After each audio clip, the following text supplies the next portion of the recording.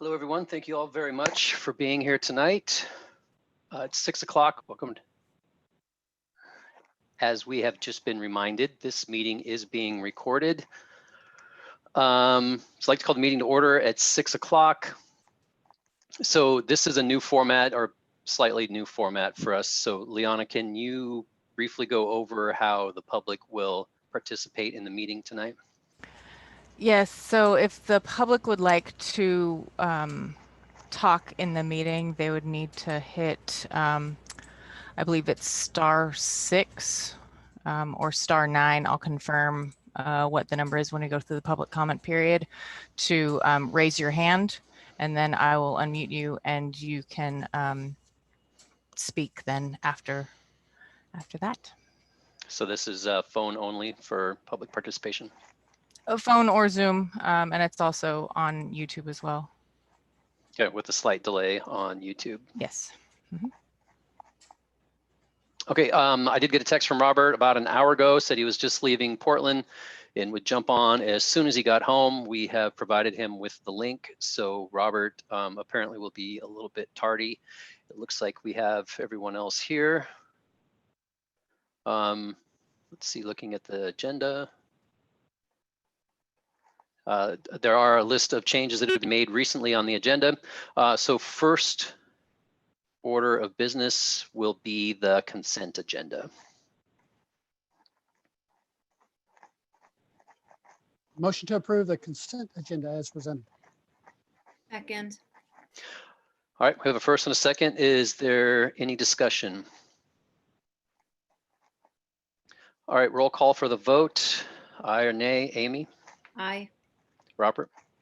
Robert's not here yet. Paul? Aye. Annie? Aye. And Matthew? Aye. Thank you. Okay, this is the part in our meeting where we entertain public comment. Is there anyone in the audience today that would like to address City Council? And it's *9 for if you would like to raise your hand.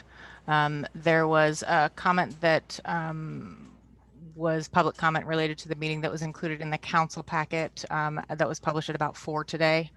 And it was from Sophia. So Sophia, if you want to reiterate your comment, you can hit *9 and I can unmute you. Or you can just let that comment that you emailed to council as well stand.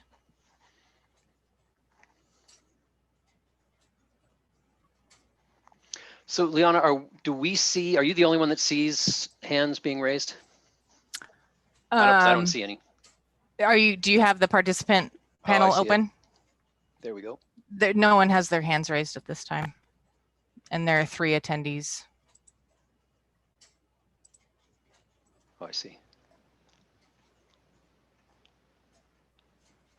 Okay. Then we will move along. As you see on the agenda, there is a COVID-19 virtual meeting protocol for public comments. We have received a couple of letters to be submitted as public comment. In addition, Liana, as we are still under governor's orders to stick with virtual meetings, correct? And that is, do you remember the date on that? So it was extended to October 1st, and because we're in phase 3, we have the ability to hold meetings in person, but it's limited to 10 people, and that would limit it to staff and council only. And so, but we also still have to have the ability to allow people to remote in. And so if it were held at City Hall, we would have to adhere to all the protocols, including masks and distancing, and it would also have to be broadcast as well. So we would use our 3D camera and do a Zoom meeting as well in person. Okay, so we discussed this earlier this week, so we decided to stick with this format for this month, and we'll discuss it again next month to see if we want to move to in-house or not, depending on what the governor's office has to say. And we are ahead of schedule as far as the public comment goes.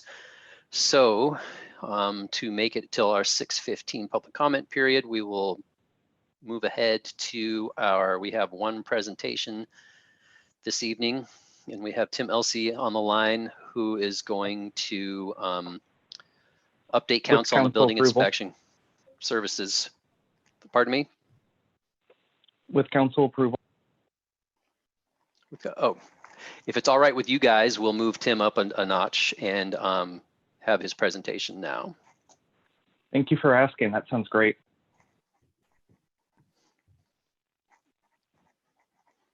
Thank Tim? you for having me here. I appreciate the opportunity. First of all, I'm going to introduce myself. It sounds weird to introduce myself as a fairly new Public Works Director at Skamania County, but I've been here for 3 years. But following Larry Douglas, who was here since 1979 before he retired after I got here, that still means that I'm fairly new. Even though I'm new here, I've been in public works, public service for a little over 20 years, and been Public Works Director, county engineer in different counties throughout the states, throughout the Northwest. And I'm not new. This presentation, by the way, is about the building inspection being done by the county for the city. And so, you know, I'm not completely new to building inspection. I was part of the team that created and ran the building inspection division over in Missoula County, Montana. And that's where I learned really the challenges of handling building inspection. It's one of the most challenging things that I've done in my career, actually, for a lot of different reasons. Part of it is that as a building inspector, they're going out and they're performing a service that they have very little supervision while they're out there. And the people that they're serving want to ensure that they get their product through and they continue with the next product when it goes through. So ensuring that you have good customer service is something that is more of a challenge in building inspection than I think it is in other areas of public works. We're very lucky to have Marlon Morat, who has done this for so long, got a great reputation, got a great rapport with the builders, and he's great with the builders that are new as well, because he can go out and he can kind of help them in a way that doesn't tell them how to do it, but is able to explain and get them through the process. So you know as well, the county changed our building inspection division a little over 2 years ago. We were part of community development, which was a current expense fund. And we changed it 2 years ago so that it is now its own enterprise fund. That is good in many, many ways. First of all, it means that all revenue collected for the services provided stay in this division, and they don't go to run any other county departments or county services or anything like that. As the auditor comes down and looks at our books, they ensure that this division supports itself. So that's good just for our tracking. But the other reason that that's good is it allows us to build up and maintain a reserve in this fund. In other words, it doesn't roll back over into current expense every year. That gives us some flexibility as we're moving forward, to be able to handle the market fluctuations that are just going to happen. We've just seen some crazy fluctuations happen this year, but also so that we can prepare for succession planning. Everyone that knows Marlon knows that he is ready to retire anytime and would like to do that. And so we have been able to develop a little bit of a reserve so that we can plan for his retirement. And that's one of the things that I'm going to be discussing with you later as I move through. When we went into the discussions as to whether or not it would be a good fit for the county to take over the building inspection services for the city, one of the things that Liana did that I thought was incredibly visionary, actually, was to bring in lean training. And we sat down with our team and with the city's team, and we developed a very good framework of what this might look like moving into the future, at the same time understanding that there were going to be things that we could not foresee. But I've been pleasantly surprised that the framework that was created through open discussions that happened has largely worked the way that we envisioned it to work. Another thing that I want to say is that Sarah Kelly and Marlon in our office are the ones that interact the most with the city team, including Mary, Ben, Carl, and Liana. And the communication has just been incredible. So far, I think we've been really successful, even though we've had some challenges this year that we couldn't have foreseen. But that success has only been because of the great communication with the city's team. The way that any challenges have been faced, the way that permits are handed off, that has gone, I don't want to say flawlessly by any means, but it has gone really, really well. One of the things that we've committed to as a county when we're handling the permits from the city is to ensure, and I'm sure you've read the agreement, but to ensure that the city's permits take exactly the same precedent that county permits. So we are your contractor, and it's important for us, and it's our job to provide great customer service to the customers that come from the city and therefore to the city. So we're ensuring that we do that. The challenges that we faced with COVID this year they were interesting in the beginning in that we had no idea what to expect from the building community. The guidance that we were given from the governor's office and from LNI in the beginning almost stopped our inspections completely, almost stopped construction completely. So it made us at least pause in our transition planning. But now that we've seen what the market is doing, which by the way is very strong, we are back into a full succession plan that I want to discuss just a little bit. And then also we are in the process of changing how we do business so that we can provide services that are consistent.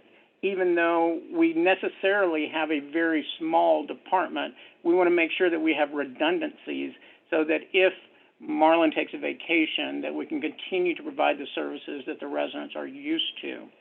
We're going to be doing that. First of all, the succession plan that we're into now is we're going to be hiring an assistant building official.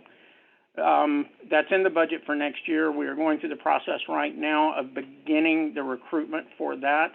That assistant building official will be on at the same time that Marlon is on, so that that person can learn not only the ropes, but also the players, where everything is, ensure that we have a smooth transition when Marlon does retire.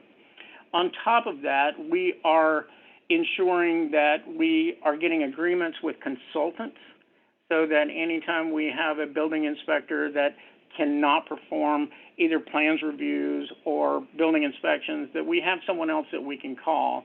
That might also mean, currently we have a contract with Klickitat County. They help us with environmental inspections, but that could also mean that we could expand that agreement to include plans review, et cetera, et cetera. Currently, Carl still is a backup for us, and Carl's an amazing resource, and he's continuing to follow through with any city permits that were on the books when we took over the process. So he's there, but we need to make sure that once that transition is complete, that we are able to handle the workload, good or bad, as it comes through the county. The other thing that we're doing internally is we're going to start taking on more of the plan review with an internal person. We're going to expand the department now that, well, let me back just a little bit. We've been running the building inspection division with about 1 3/4 person. Now that we have the City of North Bonneville and City of Stevenson, we're going to increase that to 2 full-time, and eventually we expect that to be able to maintain 2.5 full-time employees or full-time equivalents. On staff, we'll have someone that can do building inspections for residential inspections, the simple plumbing inspections, simple framing inspections, plan review, simple plan review, outside of what we expect the building official to be able to do. We expect the building official, of course, to be able to handle all of those things. And then, as I mentioned before, we're going to have contracts in place so that when we have the big facility like we have down at Rock Creek, the hospitality center. We're going to bring in a consultant to help us with that plan review. At the same time, we're not seeing the need now or in the foreseeable future to change any rates. As you know, we maintain the city's building inspection fees. That's what we charge, and that's what we expect to maintain as we're moving into the future. So we're doing this slowly, incrementally, thoughtfully, and with an idea that in the future we're not seeing fees go up. And I just want to stop right there for a second and see if there are any questions as to anything that I've had in that presentation. Yeah, I have a question for you, Tim. Thank you for asking. I would just want to make sure that I understand you correctly. So when Marlon retires, the expectation or the hope is that this half-time person now will fill his shoes correctly and assume that full-time position. Will another half-time person be hired at that point to make certain that we still do have a full-time person and a part-time person in that position? Thank you. Yeah, I wasn't clear. We are going to hire a full-time person who is going to serve as the assistant building official. That will be our first hire. Okay. And that person will overlap with Marlon. So at that point, we will have 2 full-time people, Okay. along with Sarah as our intake person. Sarah will be going through a lot of classes so that she can start doing simple inspections herself, and then also learn plan review. We're currently doing a pretty good job, and we're going to be doing a really good job with triage. And the triage is just ensuring that when the building packets come in, that we have everything that we need so that when it does hand off to the building inspector or building official, that they don't then have to stop and say, oh, wait a second, I don't have everything I need. That's going to be part of Sarah's training, or the position that Sarah holds. That will be part of that training to ensure that we have as much overlap as possible. Great. Thank you for clarifying that. You bet. Thank you for that question. Mm-hmm. Okay, that's the bulk of what I want to say, other than since the county has taken over the process, we have processed 55 building permits from within the city limits. That includes several residential. We've done 18 single-family residences, 2 duplexes, 7 re-roofs, 12 that would include either a deck, a carport, plumbing, a pool or spa, foundation, and mechanical, and then 3 remodels. As far as commercial permits go, we've handled 3 commercial permits, 2 change of use permits, 3 mechanical permits, 3 remodels, and 2 roofs. One of the things that I've asked our team is, how are the residents handling this change? You know, now that they have 2 places to go to, they start off with the process at the city, and then once it gets through Public Works review, once it gets through initial city review, then they come down to the county. And what we're finding is that people are handling that really well. Again, part of it is just due to the great communication. I can't say enough about Mary and what she's done, and the way that she picks up the phone anytime she needs any clarification or has a question for Sarah. Their communication is exemplary. But we're not seeing or not hearing on our end people that are too confused by the process. It's good that we're just a block away, a couple of blocks away, that people can walk down. But I want to go back to the lean process. The foundation that was laid at that time has allowed us to go through a transition that is almost seamless.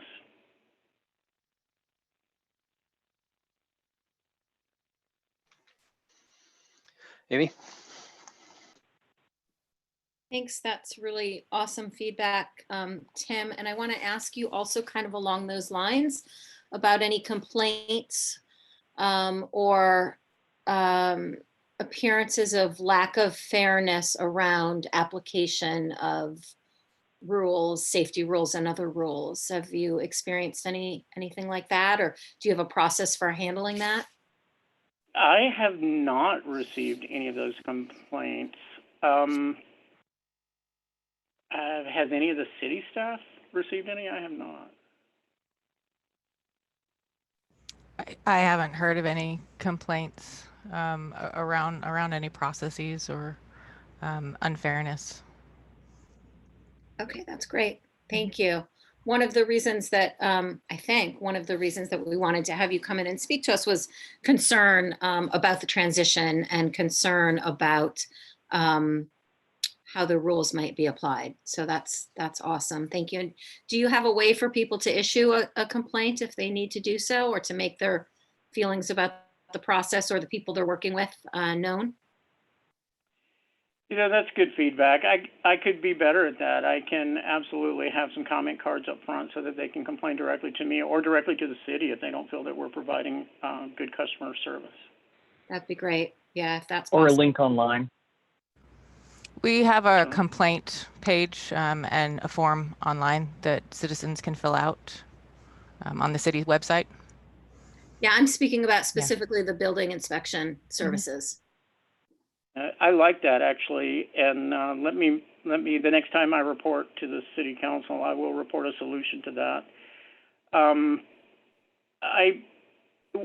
Being in this unique situation, one of the things that I think, and if you don't mind if we brainstorm it just a little bit here, I think what I'd like to do is to have a link where people can issue a complaint to the county, and we would request that they do that first, but also encourage them to submit the complaint directly to the city if they don't think that they're getting customer service from us, so that we don't filter those complaints. Yeah, that sounds great. It just enables us to catch people earlier, you know, in the process, and sort of right the ship a little bit earlier if we can. And obviously we can't always make everybody happy, but it's good to know early on if possible. Yeah, thanks. And your IT should be able to just auto forward that to a city address as well. So you're not asking them to take the extra step. It can go to your inbox as well as to Liana's, where it just and makes that process a one-stop shop, but then both halves are aware of the situation and we can always follow up accordingly. Good. I'll have a solution next time I present to the council. If you don't mind, I'd just like to, and I don't mean to interrupt anyone, but I'm going to transition. So if there's anything else on this, please let's go with that. And then I just want to make one transition, if you don't mind. The other thing that Liana and I have discussed are the differences between the zoning regulations within the UGA versus within the city.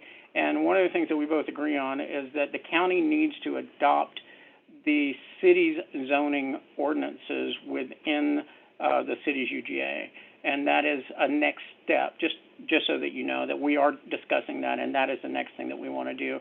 The reasons for that, I think they're self-evident, but just in case, it's so that when the city annexes within their UGA as they move forward, that the development has happened in accordance with the city zoning rather than the county zoning.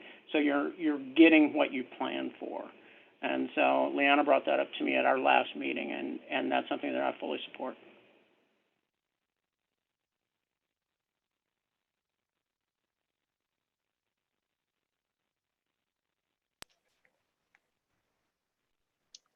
All right, Tim, thanks so far. Do you have any other updates for us? I don't think so, unless you have any other questions on anything concerning County Public Works. Don't think so. Would anybody else like to chime in? I really appreciate this. So thank you. Thank you for your time. All right. It doesn't look like you guys have any more questions or comments for Tim. So Tim, thank you very much for participating. Thank you for helping with this transition from city building to county. And thanks for coming. Thank you very much, guys. Have a good night. Thanks, Tim. Okay, let's see. We are back to 5A. So I would like to open public comment at 6:25, or open the public hearing, I guess, and then let's have Liana give us an update. So the budget amendment before you for 2020 is, a lot of it is adjusting the beginning cash balances to what actually ended in 2019, so that those are just reflecting actual cash on hand. And a large majority of it is related to COVID. So you'll see reduction in revenues and reduction in expenses, the added COVID expenses, and then just a couple of adjustments based on some staff moving around due to some staff challenges that we had at the beginning of the year. And that's the bulk of it. And all of the comments related to the changes, again, that the changes only are on start on page 22. For some reason, the header doesn't show up on that very first page, but it's the year-to-date information is on the first column. Then you have budgeted, proposed, and then the difference between what was initially budgeted and what is proposed. And then starting on page 27 is all of the changes as a whole, even with the line items that have not been changed. I have a question for you, Liana. Mm-hmm. Can you explain to me what the difference is between budgeted and proposed? So budgeted is what was initially approved at the end of 2019, or yeah, and proposed are the changes that are before you right now. So they're proposed changes because they haven't been adopted yet. Okay, thank you. So do you have any other discussion points, Liana? Because I would like to open public comment before we get too far into council discussion. No. And again, for the public to comment, it's *9. And then I can unmute you. And Scott, let me know how you want me to do that. You want to call on the person first? Yeah, I'm waiting to see if anybody has any interest in commenting at this point. Sophia has a comment. I do not. Oh, there it is. Go ahead, Sophia. Hey, sorry, this is actually not related to what you have been discussing. There's a few people who can't access the meeting through phone. It's asking for a passcode. I know there's a few people that would like to join in via the phone and they're not able to do that.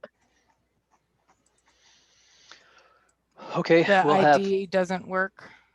Yeah, I've gotten a few texts where people aren't able to use that ID. Okay. There's one person that's on the phone.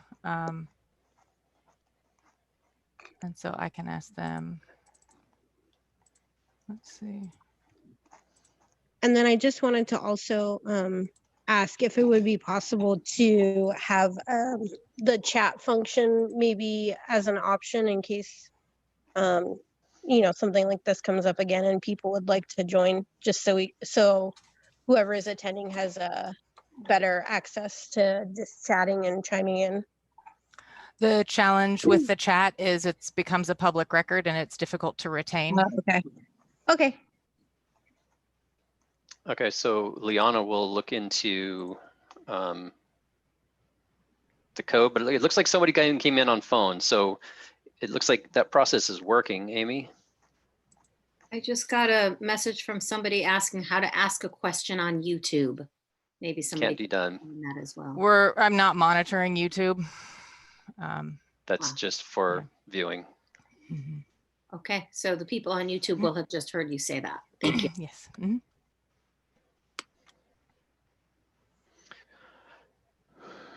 So on the meeting, there's only the webinar ID, and I don't see the ability or even the option for a passcode other than the webinar ID.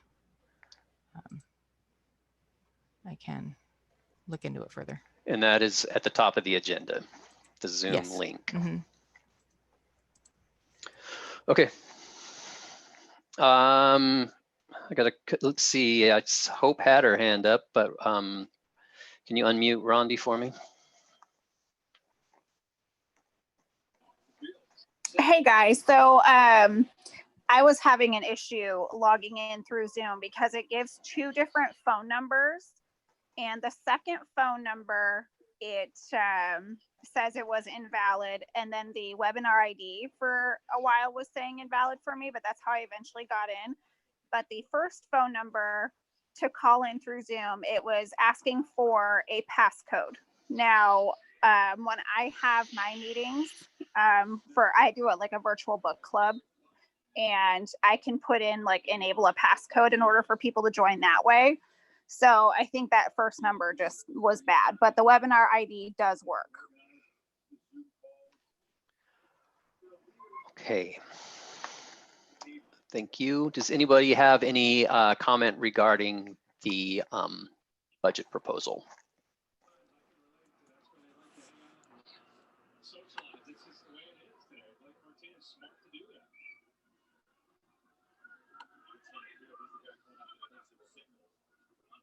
I'd like to close public comment at 6:31. Now, does council have any discussion points on this matter?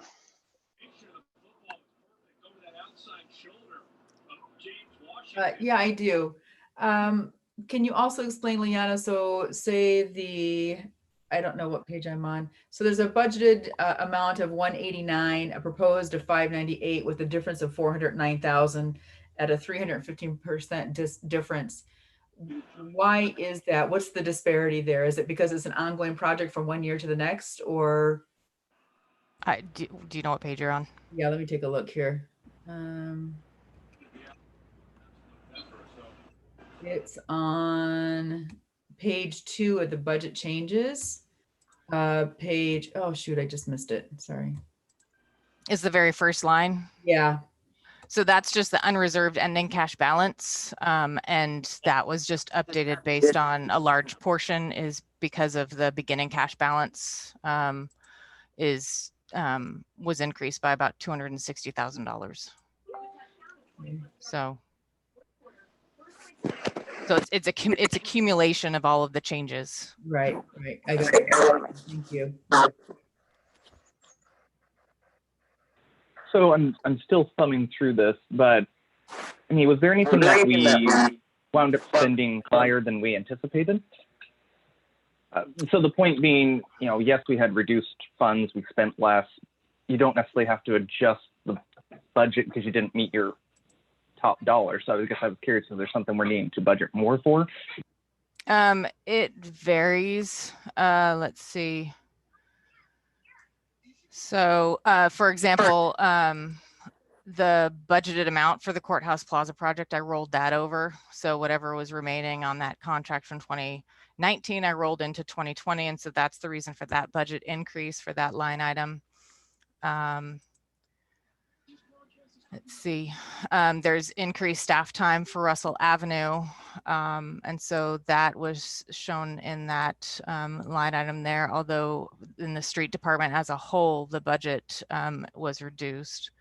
There's increased costs for repair maintenance of streetlights, and that is because for some reason truckers ran over 3 of our streetlights this year. So we'll be reimbursed through insurance. Carl is working on that, but that's an added expense because I don't know if that reimbursement will take place this year or next year. I have not included it in the revenue. Let's see, the cost allocation that I discussed at a meeting a couple of months ago is included in here. And so that's an added expense. And the resolution is also in the council packet as well later on for discussion. What else? Again, increased engineering costs for Russell, which were approved by change orders by council. But then the decreased construction costs for Russell is in here.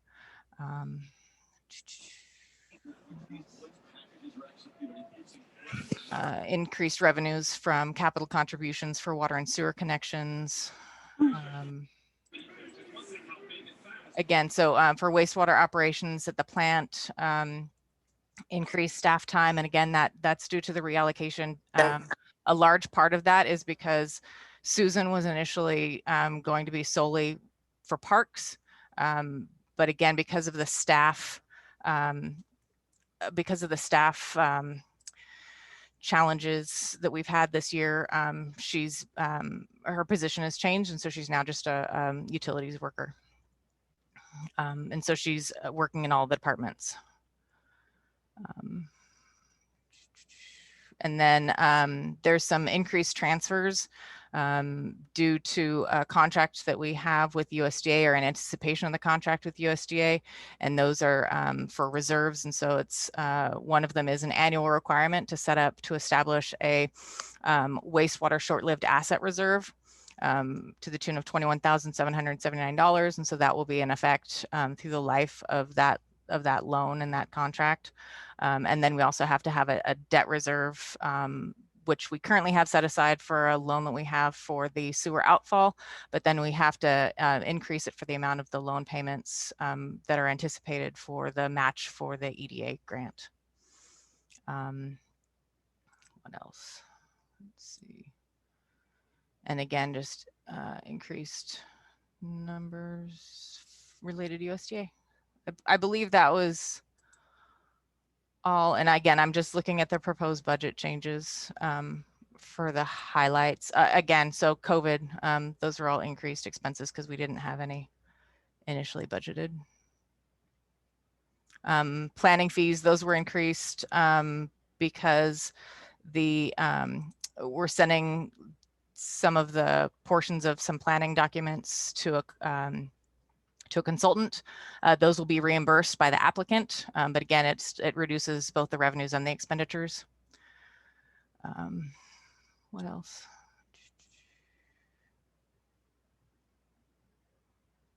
I think covers the bulk of it. Again, just some miscellaneous additional costs because of Zoom.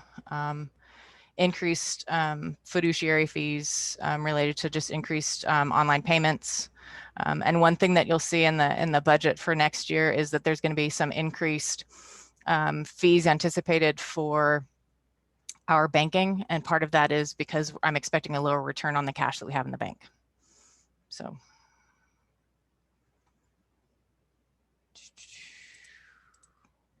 I think that covers the bulk of it. So as a side question, knowing what we know of how this went this year, will we provide our various line items a little more buffer in the coming budget year? As far, I mean, I budgeted the revenues very conservatively for next year, and the expenses are running close to what this year is looking like. So one of the challenges, and I didn't change much for wastewater,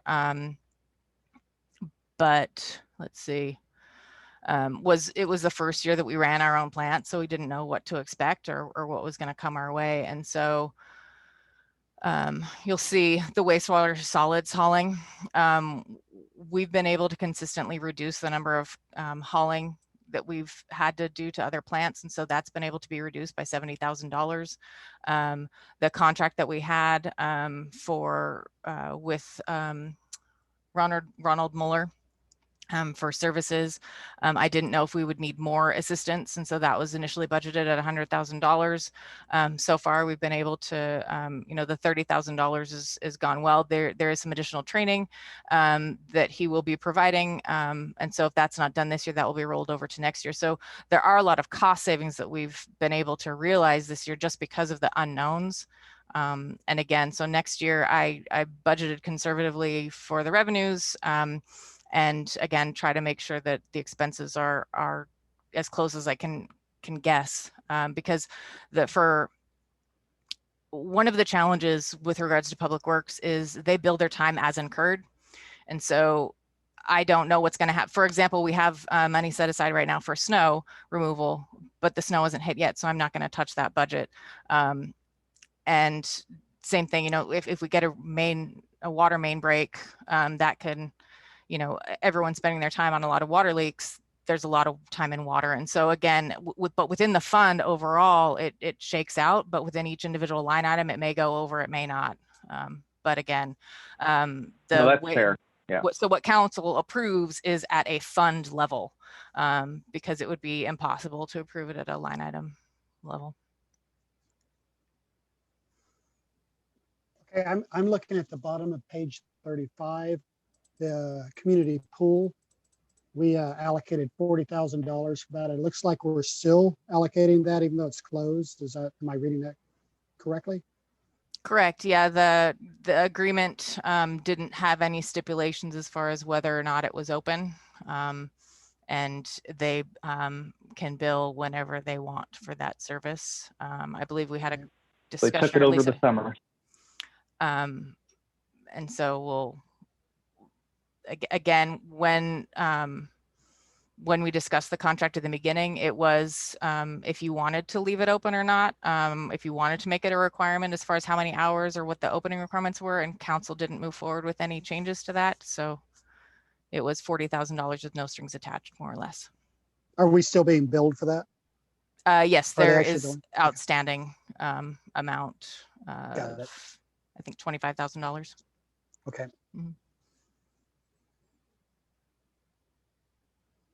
Amy, you had a comment? Did I catch you with your mouth full? Yeah, sorry. I just wanted to ask Liana, but maybe Liana, you feel you've already done this. If you could just highlight for us anything that you found surprising or troubling that we should be paying special attention to. I think the initial challenge that I had was the dwindling cash balances in the general fund. The cost allocation has helped with that, and again, so that what's budgeted for the cost allocation, the final cost allocation will go based on actual costs incurred and transactions, and may change again based on individual departments and how many transactions we have and agenda items and everything. But I think that has helped the general fund, and you'll definitely see that when we look at the 2021 budget projections. All of the ending cash balances, despite the conservative revenue projections, are fairly stable. One thing that I will be working on over the next month is just a rate tool for sewer, for wastewater, to see what the revenues need to be. But I have a number plugged in. I don't know what that translates to in rates just yet. Thank you. Mm-hmm.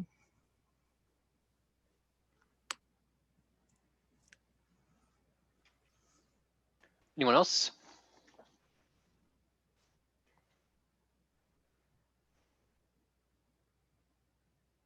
Okay. If you guys are ready, I would entertain a motion.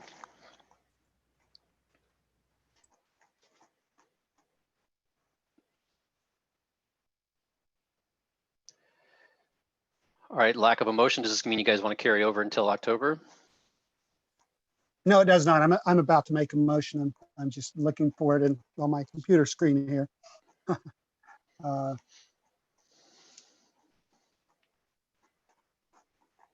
Okay, there it is. Motion to approve ordinance 2020-1163, amending the 2020 budget. Second. All right, we have a first and a second. Is there any further discussion? All right, roll call for the vote. Amy. Aye. Robert. Aye. Paul. Aye. Annie. Aye. And Matthew. Nay. And can you explain your concerns, Matthew? Sure. It's strictly just I'm a man of my word, and I had explained to Liana some concerns during the spring and around COVID, and I had said that I wouldn't be able to support any budget amendments. So I'm just sticking to that. All righty. Moving along.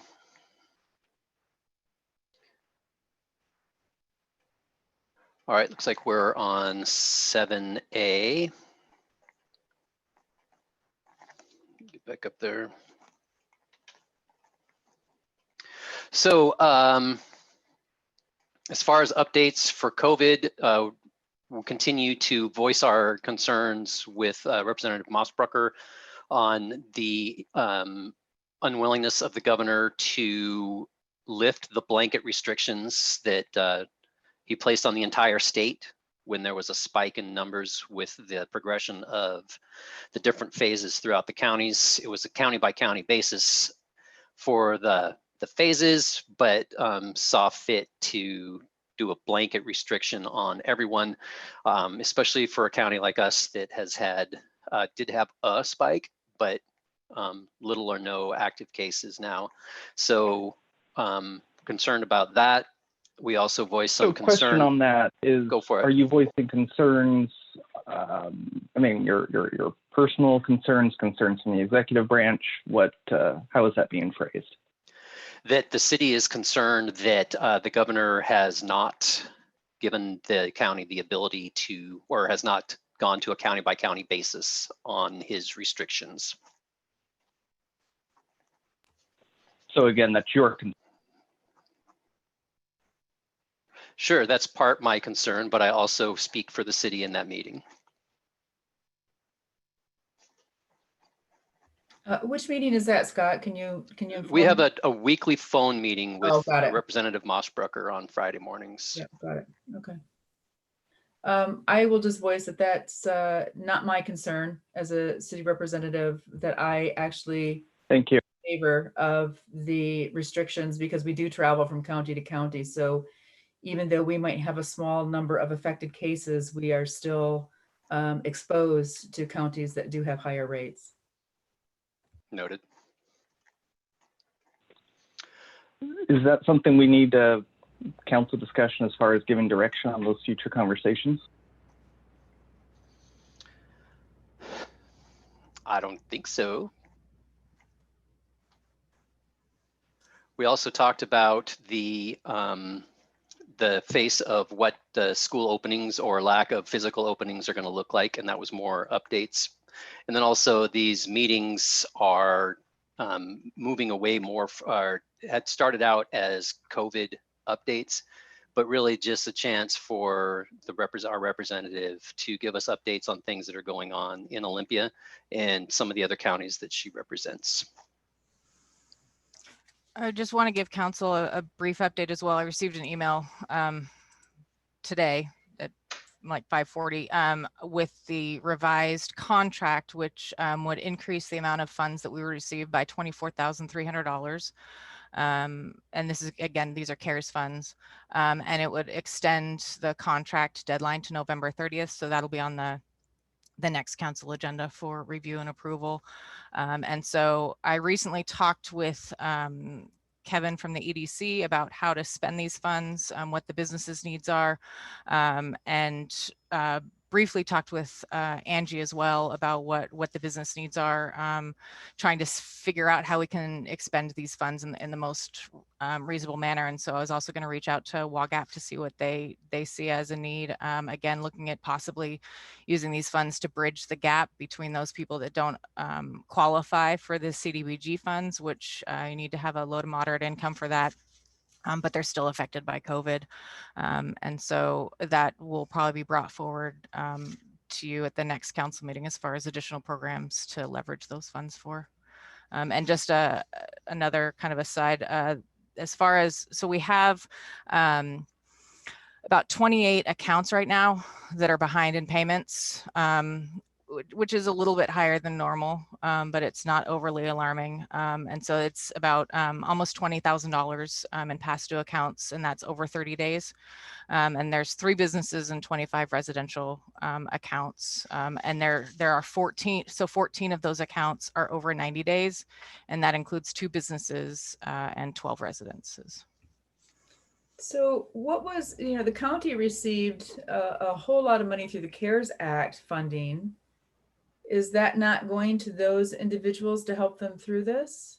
Obviously it's not. They gave a portion of their funds, internally to manage the COVID response.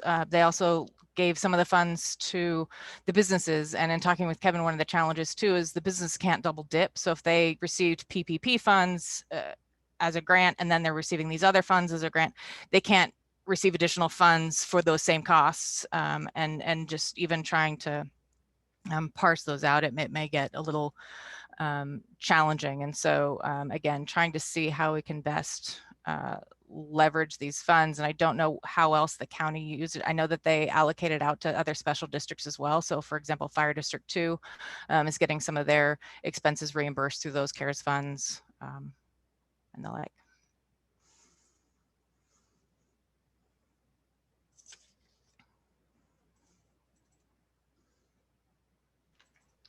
All right, next update from Carl, please, from the sewer plant. Okay, we were mentioning solids hauling, and yes, that's, you know, getting back to the settability issue. That's what gets us to reduce the solids hauling, is getting that to settle properly and then hauling out. So we are making improvement on that, both in treating it and also reducing the amount that we have. So we did see an uptick in biosolids hauling probably over the last 2 months, and that was to be expected in the summertime with restaurants being busier, and also higher bug activity at the plant. So, but we are seeing a better reduction of solids at the plant, so it's helping out tremendously. We've also we did our first round of testing with our high strength users. Roughly about 3 weeks ago, we got the results last week. We went over them with the high strength user, and we'll be working with them to see if we can reduce it a little bit. It was a little bit high, so we'll be working with them to see if they can do something maybe a little bit better in their process to reduce the BOD TSS that we're getting from them. The remarkable thing is we didn't really see an uptick at our plant due to the higher loadings coming out of the user.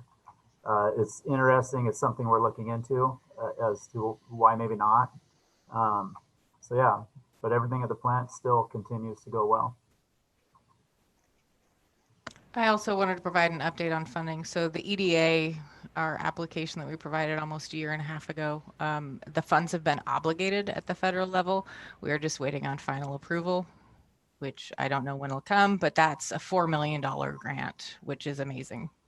So just wanted to, and that again is the USDA matches for that grant. And that will do all of the lift stations within the city and a section of a force main as well. And to confirm, we received the award of that grant, correct? We have not received the award. They have obligated the funds. Right. So USDA and EDA have both obligated the funds. We haven't signed the final contracts yet. Good, thank you. Amy? Yeah, thanks. I'm wondering if Carl could elaborate just a little bit about the meetings with the high strength users and how the tone of those meetings have been, if it feels cooperative or if it feels otherwise, and how the businesses are feeling about the city's responsiveness to them. So it was very positive, and I really appreciate that, as well as they appreciate us trying to work with them in doing these testing. So it's been positive. I've been working with Backwoods and Walking Man. We'll talk a little bit more about Walking Man when we talk about the deduct meters. And so it's been positive so far.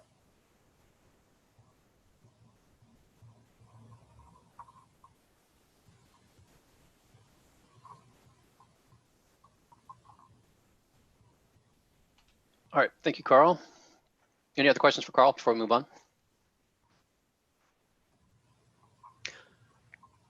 Okay, next up, unfinished business. We visited last month the idea of an ordinance for regulating unmanned aircraft. This would be a first reading of that ordinance, unless you guys are, unless council is ready to put forward a motion to approve the ordinance as it is.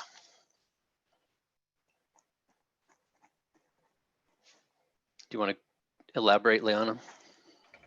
I use the City of Buckley ordinance, and so it just prohibits the ability for people to record and transmit video or sound using the unmanned aircraft of any personal nature.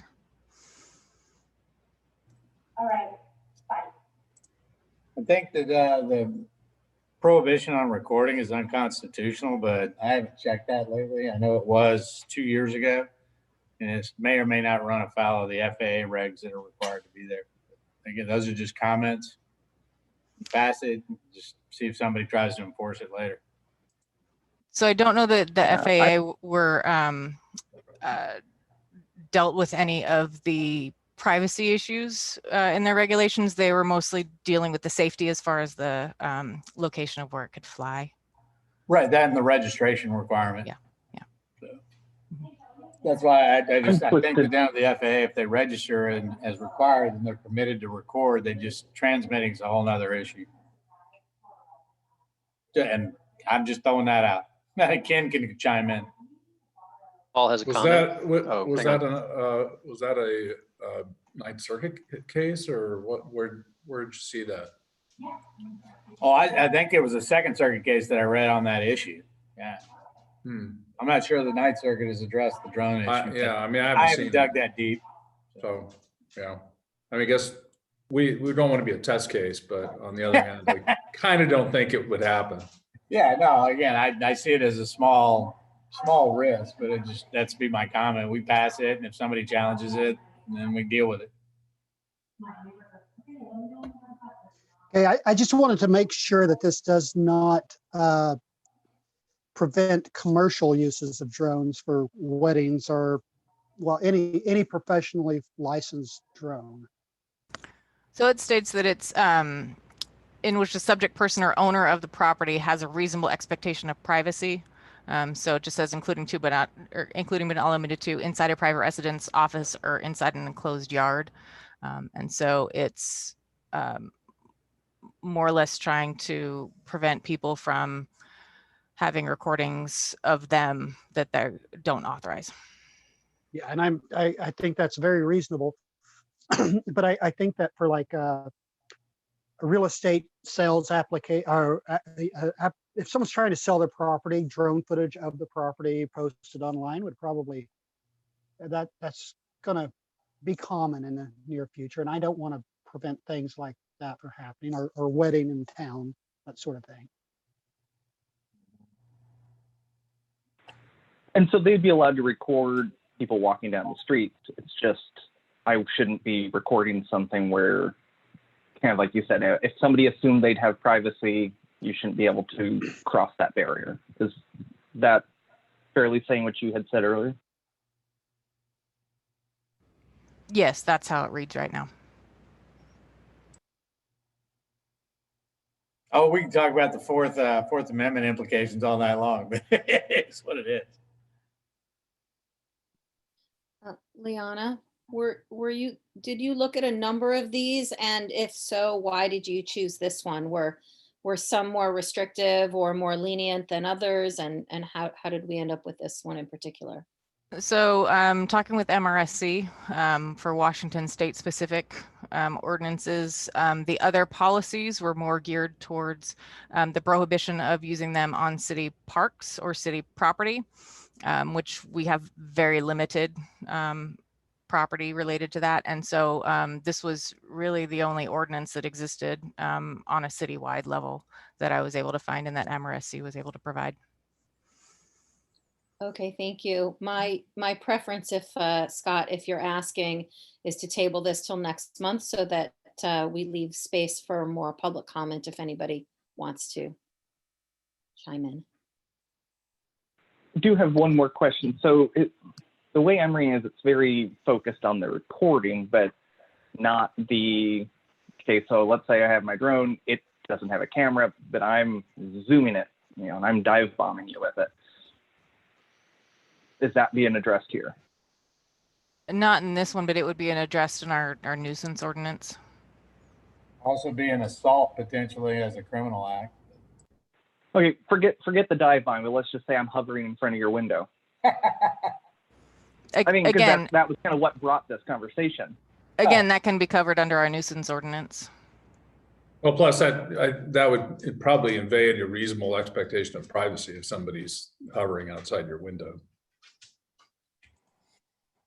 True. Agree, but it was being written more from a recording stamp. Yeah, I'd like to see what the public has to say on this. I mean, I'm not in any rush to push this through and just stick to our second reading schedule. Do you want to have a public hearing then at the next council meeting on this? You're asking only because you want to know if you need to publish it? Yes. Does it need, yeah, I mean, is that normally how it would work with our readings, or is it just simply it's available for people to comment? The way that There's we've been no- holding our yeah. meetings, yeah. There's no requirement of a public hearing for this particular ordinance, but certainly it's optional. If the council wants it, the staff will do it.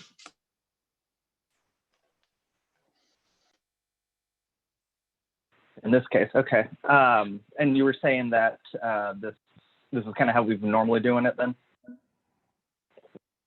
Well, the way that council runs the meetings is very open and allows public comment during the agenda items. That's not always the case, depending on how people run their meetings. And so a public hearing is a more formal option to notify the public that their comments are welcome on this matter, as well as setting aside a time for them to comment on the matter. I was just thinking more from the expense of posting it, but yeah, I mean, either way, I'm fine with it.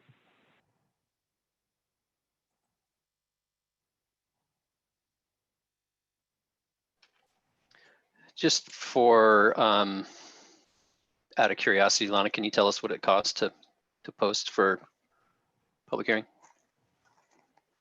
I can in a brief second. No pressure. Right. Let me look up. A large part of it depends on the number of words that are in the city website. ordinance.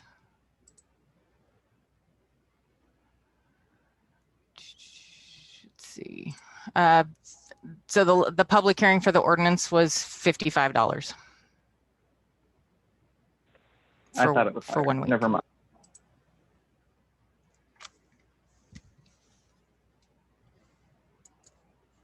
Okay, so just so that we can make good use of Liana's time, can you guys chime in on your concerns so that we can address that for round 2 next month?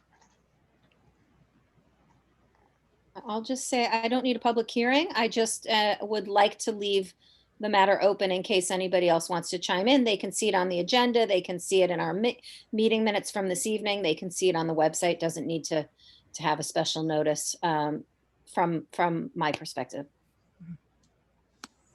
I agree. I think it's just a matter of transparency and allowing people to participate in discussion if they choose to. Sounds good to me as well. The, Go ahead, Matthew. I was just going to say, as far Matthew, you went on mute. Okay, well, while he's figuring things out, I'll talk then.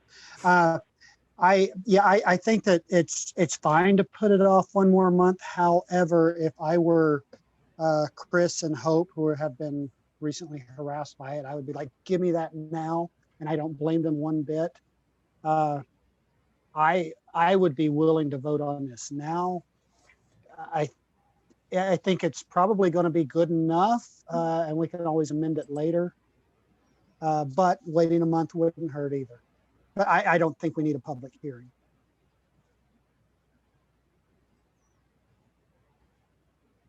Sorry about that. I swapped pages and my start button wasn't, or space button wasn't working. Yeah, I'd like to wait another month. You know, public hearing's fine. I guess just my only concern is the way this is written. I mean, I feel like you could say that the recording of somebody could be construed as a nuisance anyway, and so without addressing the flying in, even without recording, I feel like, is it really adding much value? I don't know. Because we could have said, let's just file this as a nuisance, but we felt we needed to go this direction. So I don't know if we're going quite far enough. But again, like Paul said, we could always amend it later, get something down at least. I wouldn't want to spend too much time digging into this until cases come up and we can kind of see the direction that things are going. But just wanted to put that out there.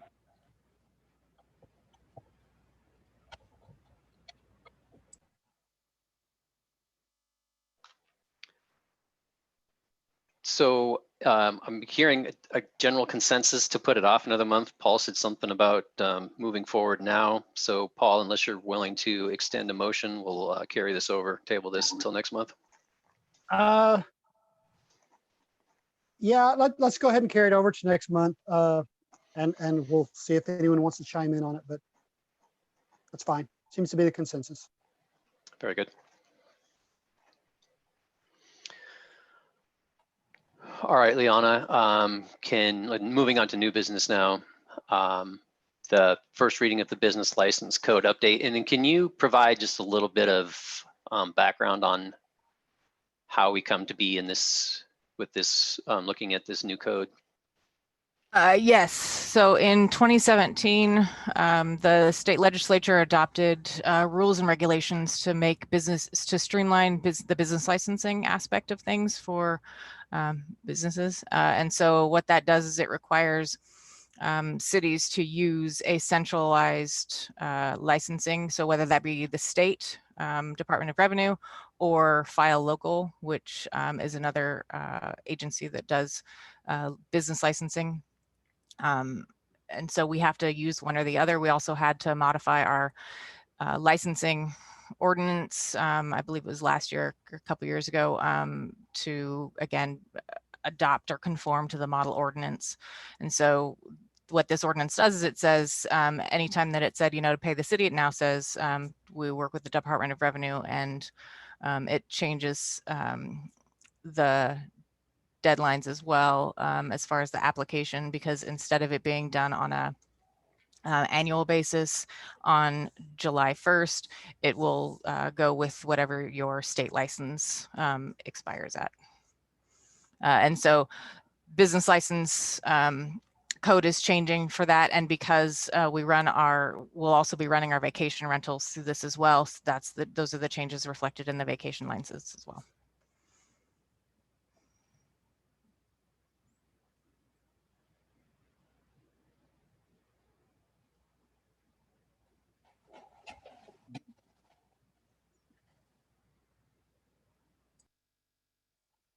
Any questions?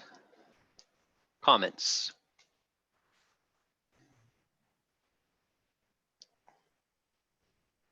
And by the way, both of these will also take place when we last when we stop taking business licenses, which is going to be November 26th. And then they'll start taking business licenses on December 17th. That's the cutover time that we'll have for all of our businesses, which we typically don't have any that are paying business licenses at that period of time anyway, again, because our licensing period for businesses is the middle of summer. Yana, what about people who are late? Are there people who are going to be caught in the sort of crossfire transfer? Mary's been following up with a bunch of people as well. And if they do need to submit a business licenses during that shutdown period, we'll work with Department of Licensing or Department of Revenue on processing those applications. Will it be more expensive? I assume it will be more expensive to go No, through. not from the city standpoint. It'll just be $10. I don't know what the state fee is. I don't know that they're charging a processing fee. They will be charged late fees though at the state level, but the city won't charge any late fees for any late business licenses. Thanks. Mm-hmm. I have a question. So what we're discussing right now is the ordinance, correct? As to whether or not we adopt this. are we also deciding, because in this ordinance, it states that there are changes to the vacation rental homes, the Title 5.20, as amended in Exhibit A. So are we discussing two things here? Are we discussing one, whether or not we pass the ordinance so that this becomes a state operated fee collection? Or are we, and are we also talking about the changes to the vacation rental homes municipal code? So they're two different ordinances, and so they're two different agenda items, but they're Right. both related to the exact same thing. So council approved a contract with Department of Revenue to process the business licenses. Right. And so that is already authorized. And then these were the changes that the Department of Revenue requested or suggested to be clear in our ordinance as far as reflecting the change that we decided to make within both of those ordinances. So if I approve the ordinance, am I also thereby approving the changes in the in Title 5.20? For the On the second agenda item, yes. Right. For the business license agenda item, No. no. Okay, got it. So they're two different agenda items. Okay, just wanted to clarify that. Yeah. Mhm.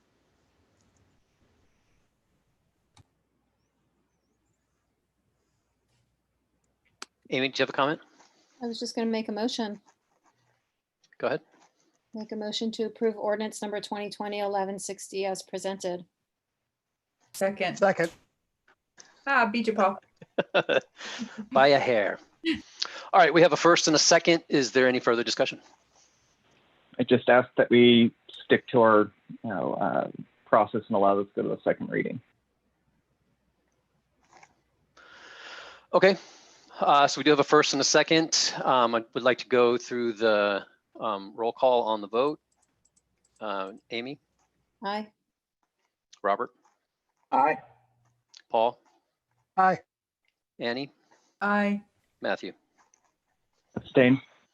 Very good. Okay, next up is the first reading of the Vacation Rental Homes Code update.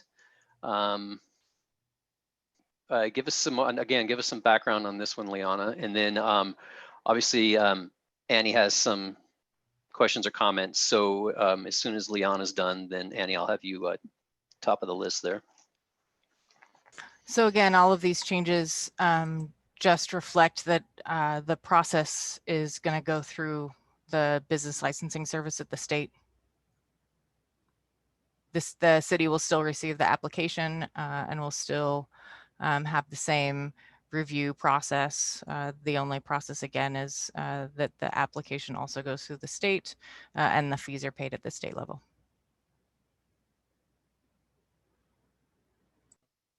Annie?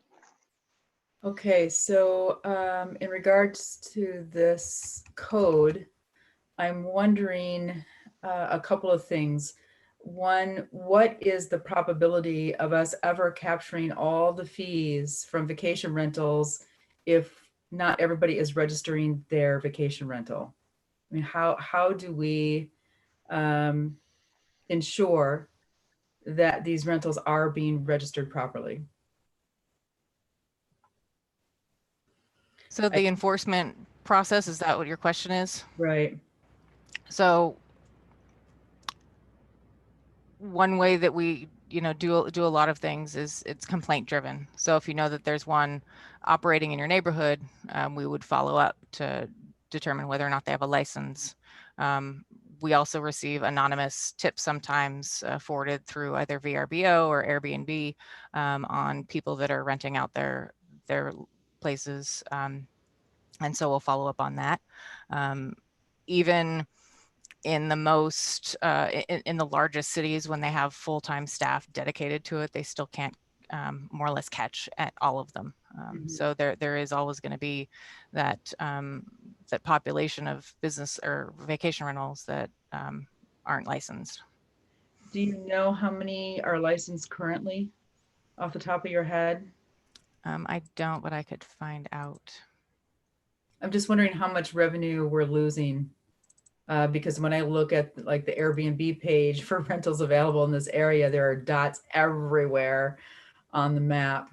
And I don't think it's fair when we're trying to resolve this sort of a housing that we have, that there are these uses that are going under enforced or unenforced. So So we- while Luiana's looking that part up, Ben, Currently have 7.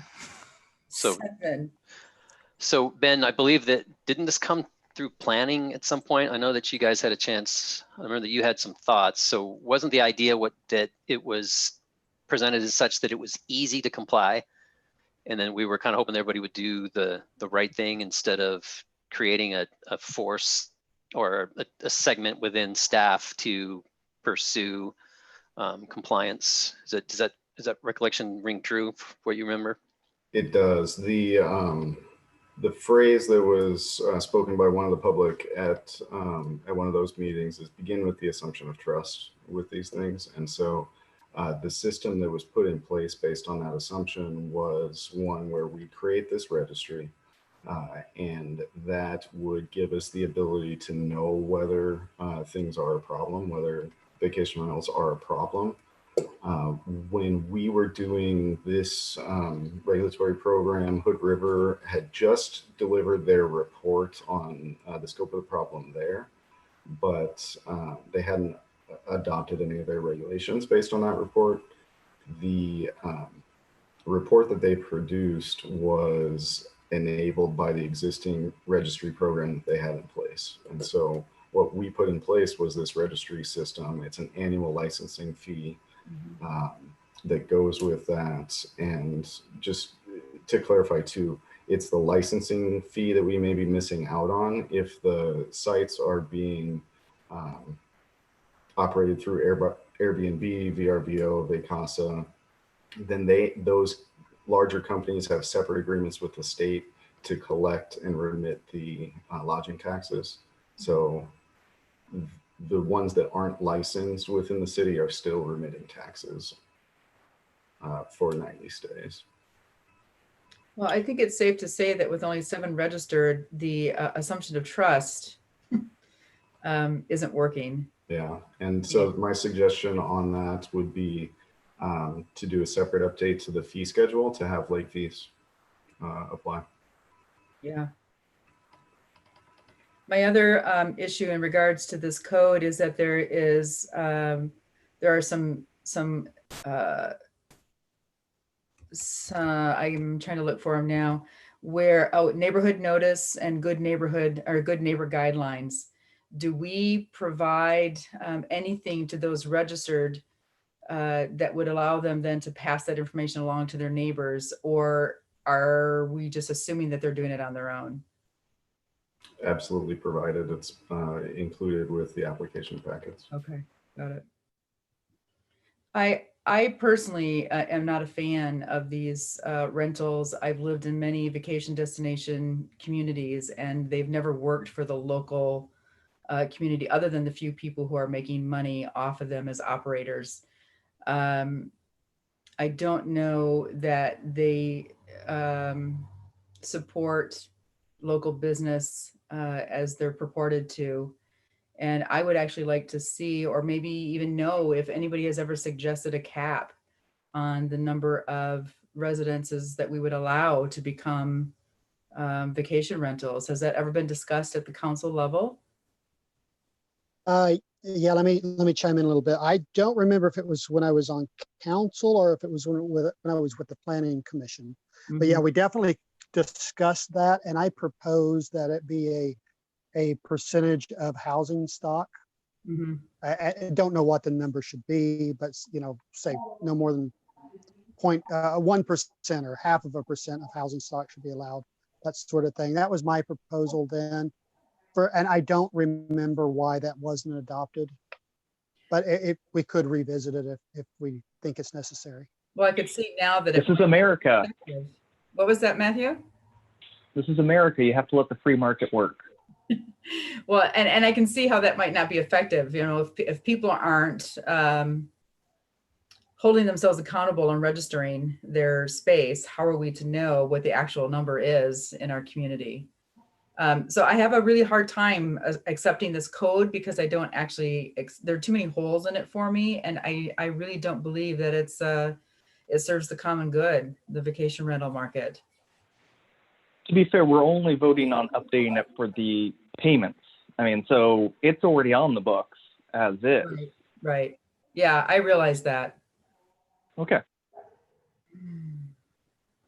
Just, only to chime in briefly is that the planned communities within the city, such as Hidden Ridge, Angel Heights, Shenandoah, all have restrictions on that anyway. You cannot have rentals for less than a 1-year period.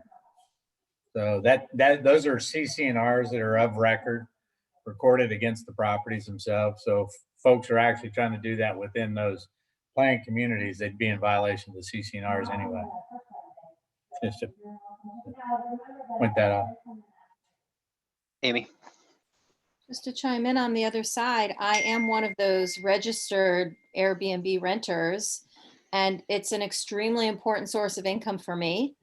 It is also very clear to me that the people who stay here go out to eat and shop and buy things here. So I would say I have some firsthand experience with very positive renters, and I've been doing this for at least the past 5 years. I have not had any complaints from my neighbors or from anybody else. So from my perspective, it's been a really great experience. Yeah, thank you for that, Amy. And I think it really does depend on the operator and how willing they are to be on the up and up with their responsibility. So yeah, it does work for some people, absolutely. And to Matthew's point, we're asking you guys to motion to change the way the existing code to change how those license fees are collected.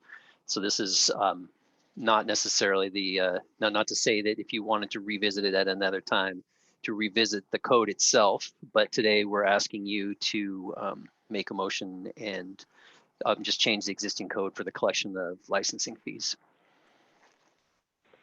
And as a side question to staff, I mean, so we have statement here of there's a vast swath of rentals being advertised in the area that are clearly not on our list of registered rentals. Is staff going to be following up on that, or do we need to submit actual addresses? Staff can follow up on that as they have time. I think that's the challenge with a lot of these, especially just nuisances and code enforcement in general.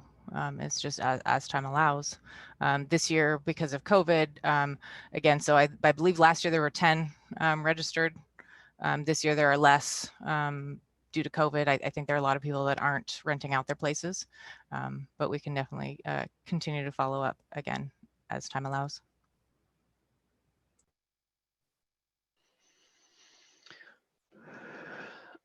Any other questions? Would you guys like to extend a motion, or would you like to keep this as a first read and extend until next month? I'll make a motion to approve ordinance 2020-1160 revising SMC 5.20 regarding licensing procedure and operational standards for vacation rental homes. Second.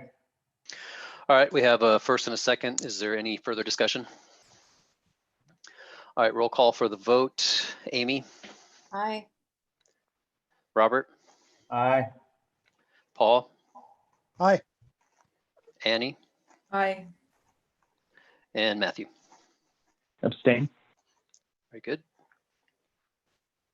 All right, thank you. And let's see here. Carl, looks like you're up.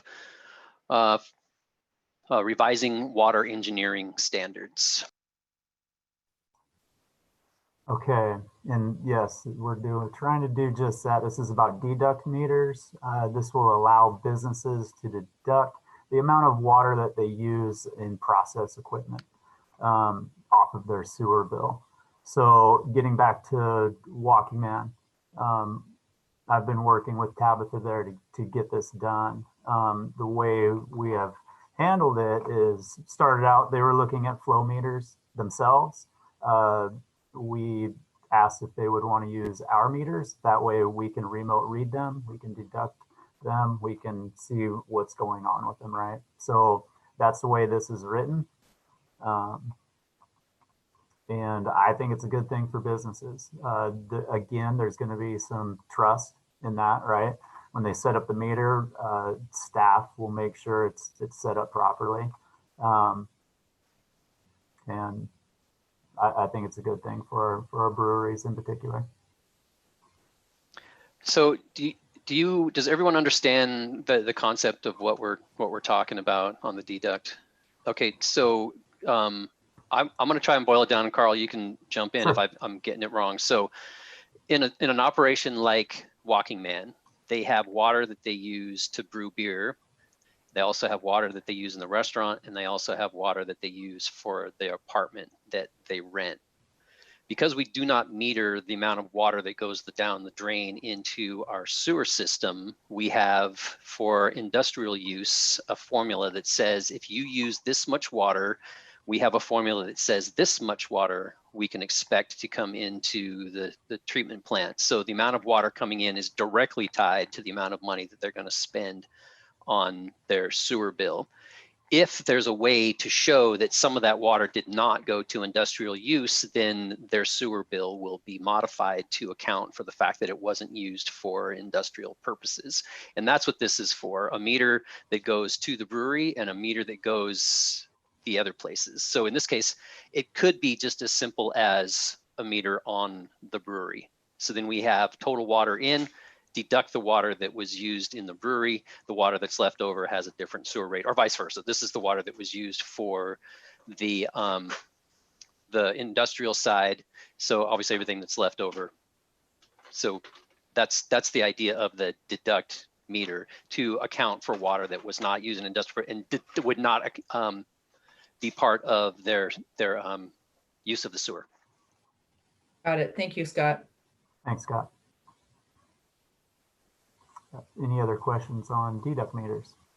I don't have a question on that, but on a related matter, Tabitha brought this up to me, that she had inquired about putting the apartment on a separate meter so that they wouldn't have to pay an industrial rate for a municipal use. And she was under the understanding that she would have to pay the full regular connection fee. Is that true? It depends on, I was the one that spoke with her about that. It depends on how she goes about doing that. In further discussions within staff, between Liana and I don't think so. I don't think she would have to pay the full system development charge. In one way to not pay the full system development charge is we do have a reduction for multiple meters going into one building.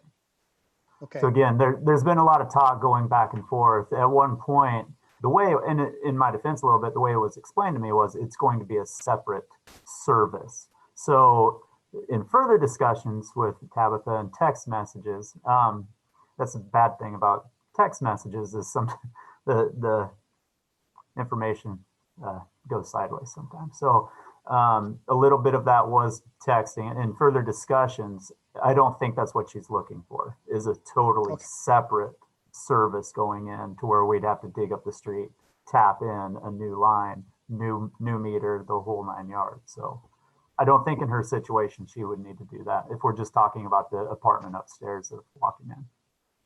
Okay. And one thing that I'll be looking at when I do the rate analysis for sewer is looking to see if we'd want to change how we're billing the base fees for sewer. So right now, Tabitha's building has a 1 inch, 1.5 inch meter. And so their sewer rate is based on the size of meter. Another way to go about it would be to do it based on equivalent residential units. And so the apartment would be one, the restaurant would be based on the number of seats. And then the industrial process, we would have to come up with a calculation for that. And so again, with the tool that I have, I'll be running multiple scenarios just to see how we'd want to bill going forward. and this always turns out to be, every time we discuss this, it's like, well, what about, and what about, and is that pro development, is that hindering development, is that, you know, it always comes up. It's like, how much does it, how does it compare to other cities? You know, if it's an existing situation like Walking Man, do we really need, are we obligated to charge for a system development charge? And so these things are all in the mix, and I think that we're going to find that it's going to be something that it's a knot that we continue to untangle as we move forward. So I really guess it depends on how we approach it. Are we trying to, I can't say make it easy for those that are moving in or those that have an existing situation, but on the other hand, we are struggling with rates because we are in the middle, especially when it comes to the sewer plant, we are obligated to show that we are pulling in the revenue that we must, to show that we are doing our part to pay for the upgrade. We can't just have our hand out and say, we would like to do this on your dime, as opposed to making sure that the customers that are using the service are paying what they're supposed to be paying. And that's exactly what a system development charge is. So sometimes it's depending on how you come into the meeting or how you're, you know, the way you're thinking about it when you come into the discussion can certainly change the like, oh, ooh, that does feel like a lot of money. But don't forget, we are also the stewards of a water and sewer system that we are obligated to pay for. So how are we going to pay for that and make sure, and then find that fine balance? In this situation, it really is a way, because we are paying much more, you know, sewer rates especially. This is a chance for us to try and give businesses a chance to have a better go of it. It costs Tabitha $800 every time she brews a batch of beer. So she is reluctant to brew a lot of beer. And this is a hard fact to wrap my head around. This is a legacy business. This is a business that has been a destination in Stevenson for quite some time. And to find that it's hard for that business to not only succeed, but can even continue because of what the city is asking them to pay. So it is a little murky, but we also have to keep an eye on the fact that we are the stewards of these systems, and we do have to find a way to make sure that they're paid for.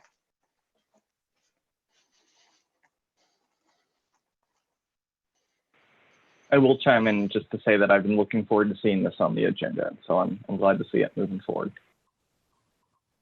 And we're talking a lot about Walking Man. There's other brewers are going to inquire into this and use it as well. So, you know, not just. But it opens the door. Man. Yeah. And then it's also, because it's part of we have learned a lot from this organic growth of a beverage industry that just, you know, we always talk about what's the next thing. Didn't see this coming, and all of a sudden we had customers in a situation that we're like, wait a minute. And so, but you didn't tell us that when we moved in. So we've had to backpedal and try and figure out a way to come to an equitable way to move forward. City of Cascade Locks saw our struggles and immediately figured out how they were going to address it. We have also adjusted the way that we move forward. So now when we have new customers, new businesses that are moving to town, oh, by the way, depending on what you're going to be doing with your water, this is a perfect chance for you to decide whether or to make accommodations for these deduct meters and not bury your water lines underneath your brewery floor.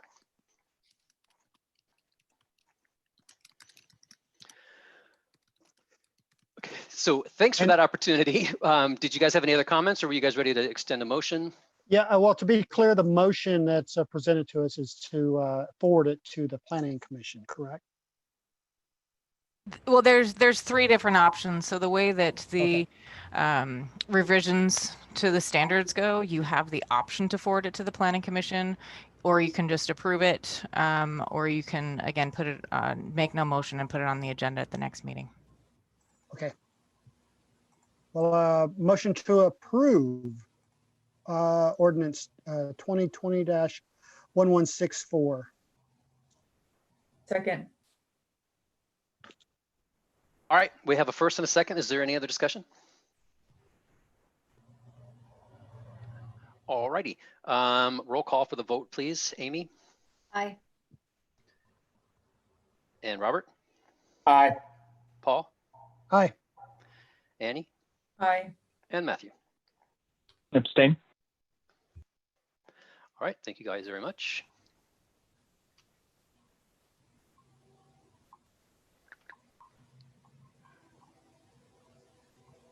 All right, oh, Liana, asset management tool. So the city's working on applying to Department of Ecology for funding, and part of the funding requirements are that we have an asset management plan and program in place. We knew this was coming, and we've been working on it as well with RCAC. They've given us some tools and some direction to go. And so before I set it up one way, I wanted to look at all the options because I wanted to only do the data entry once. So before you, there are 4 varying levels of options related to how we will manage our assets. One of them is just the bare bones, which is an Excel spreadsheet. Again, it's provided by RCAC. It has a lot of abilities to track the cost of assets, the condition of the assets, when it needs to be replaced. And that would then be modified as time goes on, as assets are replaced, fixed, maintained, et cetera. And so there's no implementation cost to that really. It's an Excel spreadsheet. And there's no, the downfall of that is there's no additional reporting available to that. So it will just provide us with, this is what we estimate your reserves should be based on the data that you input. And then it does require some intermediate understanding of Excel. Sorry, I put no reporting in there twice. But so, for example, if there is staff turnover, it may be challenging to maintain, but it would also more or less only be being maintained by myself and Anders. And so that just kind of limits the number of people that have the ability to manage that data and monitor that data. And the second, but it does meet the requirements of what DOE is looking for. The second option is Asset Connect. And so this is an online software tool. The rest of them are also online software as a service. But Asset Connect basically just takes that spreadsheet to the next level. And so you're able to, it's more user-friendly. You can have up to 5 users on that. So Public Works can enter in information as well. There is some limited maintenance that you can do and track on items, and they have some limited reporting, which they're working on improving. All the data can be exported to Excel, and it also meets the state auditor's requirements as far as providing that data and that number as far as what your budgeted reserves should be. And you can run it by department and sort it out that way. MyGov is another tool that I looked at, and it not only includes the asset management, but it also adds something that we're not utilizing right now, which would be a work order system. And then it would have the ability to do GIS mapping related to those work orders and where those assets are in the field. And it also includes public facing tools. There's a flyer in the council packet related to what those look like, but basically the public can make requests and track those items and track those concerns.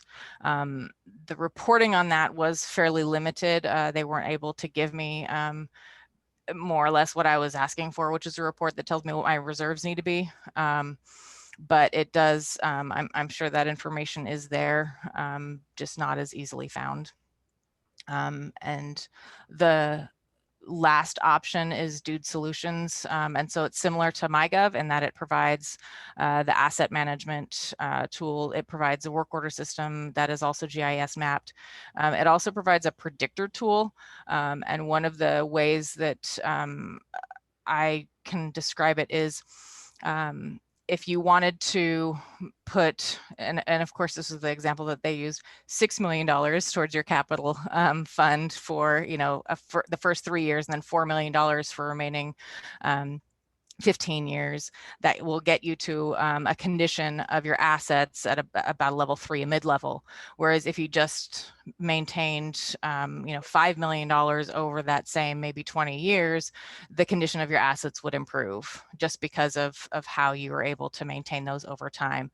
And so you're able to run multiple scenarios and multiple options to determine what level of condition you're willing to accept on which parts of your assets, as well as how much funds you want to set aside or can set aside, and what that looks like going forward. Dude Solutions is a tool that I utilized in White Salmon for work orders, and it's also a tool that North Bonneville recently acquired as well for their work order system. It also has a public facing aspect of it to where the public can report various problems. So if there's a pothole, they can take a picture of it and send it in.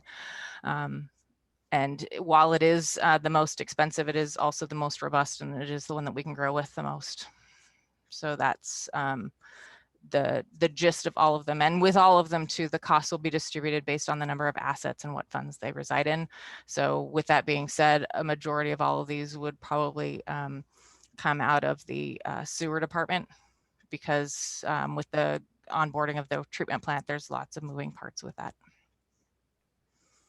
And again, we want to, part of the reason too why ecology is starting to require this is because of issues that White Salmon is, that Stevenson is in, which is the being blindsided and not knowing the total condition of your assets and how much it's going to cost to fund the improvement of them or the maintenance or replacement of them. And over time they deteriorate, and this will provide, I'm looking for a tool that will get us better transparency into what our assets look like, which would be more than just the spreadsheet. I vote for anything that's called Dude Solutions. I had to say it first. Their marketing department wins. I actually thought it was a typo. And I thought, who's going to go with a company at $800 a year with a typo in all of its marketing? I just think the marketing themselves to cities and they're called Dude Solutions. That's all millennial driven. I'm sorry. There's some 18-year-old who devised that. The White Salmon Valley School District is also using it. I think there was a list of other cities nearby too that were using it as well. Liana, what other assets do you see managing in this way? What other pieces of infrastructure could we apply to this, load into this tool, so to speak? City Hall, the computers, the streets, the condition of streets, sidewalks, water lines, sewer lines, lift stations, PRBs, all of our infrastructure. Does the cost change based on how much you load into the tool, or is it just, this is the flat fee and we use it for as much or as little as we want? It's a flat fee based on the number of users that we have. And I believe they were talking about, there might be a data limit. Maximum storage of 20 gigs of data. And so if we exceed that, it's an additional 500 a year. Who's going to input all of this, and how much time do you expect that would take?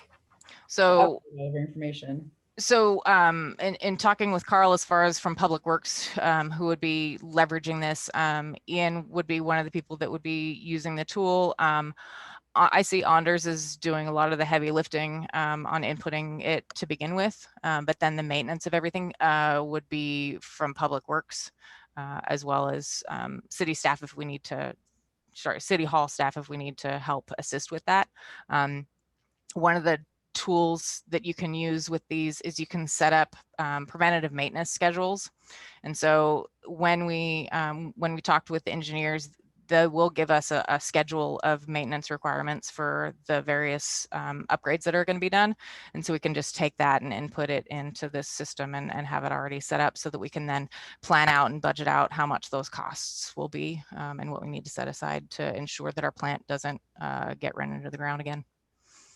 So I'm imagining that we have to, when we input this information, that we also have to categorize it as this old and at this level of functionality currently.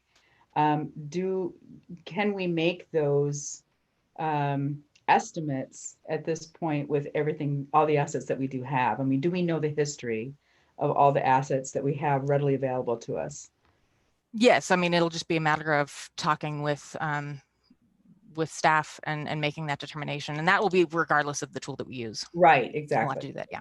Mhm. Okay. And this will be a great. Go ahead, Scott. Paul. Okay, for Annie and Matthew, who weren't here when we were bludgeoned over the head by the sewer system problem, it would really be nice to be able to see like those things like this coming our way well in advance. And for Liana, I think that you and your staff are the ones that are going to be using this system.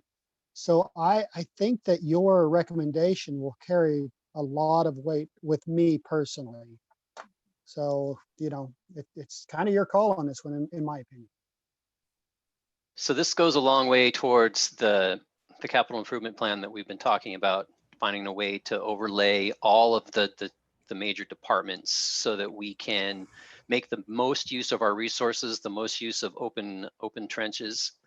It speaks to our retreat, where you guys were very interested in being very infrastructure focused so that we wouldn't find ourselves in a position of playing catch up and then also not handing off an issue to subsequent city councils. And then the other part that there was something that I learned when I was working in kitchens. If you get a new person working behind the line, if one of their first jobs is cleaning out the reach-in or the walk-in, they know exactly what's in it. So yes, it's a tedious, heavy lifting job to input all this information, but it forces everyone to become reacquainted with what we do have and realize what exactly is in that reach-in or what's in the walk-in, or continue the analogy here. Yeah. Liana, have you given any thought to, you know, once this package is purchased and it's available to us, is there a timeline as to when you would expect that all of the assets would be integrated into the system?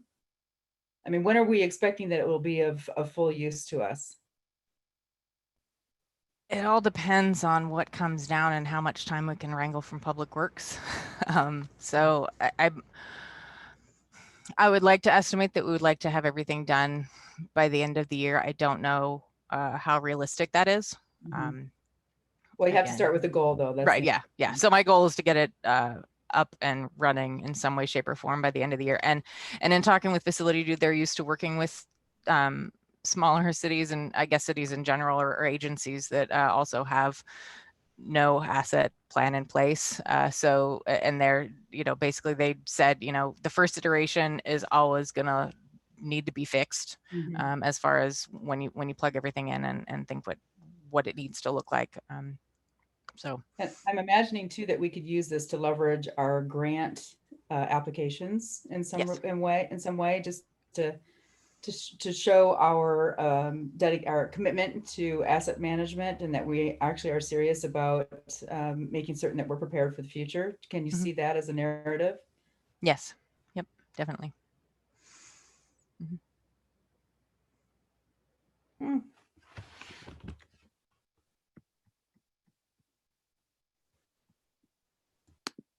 Any other thoughts? The Dude solutions, I mean, up to this point, we've been getting, I don't want to say getting by, because I know there's been a lot of struggles associated with that, but it just feels jumping that far with all the options that we don't even know if we quite need. We think we may. I would like to see starting somewhere in the middle. And at some point, if we outgrow that, yes, that means it's going to be a little bit more labor to then re-implement a new system down the line. But having gone from nothing to everything just seems a bit of a jump, especially with the expense on that.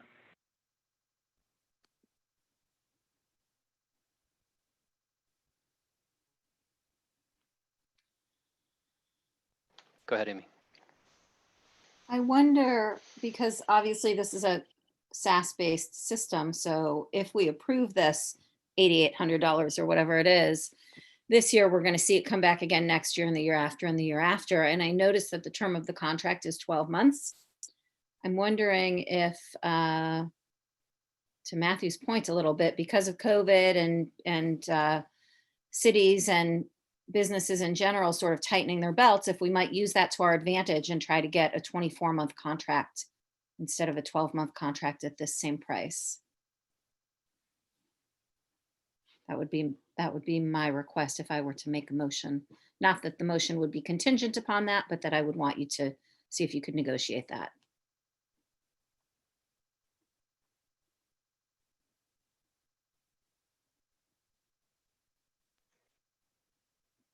Any other comments, concerns, questions?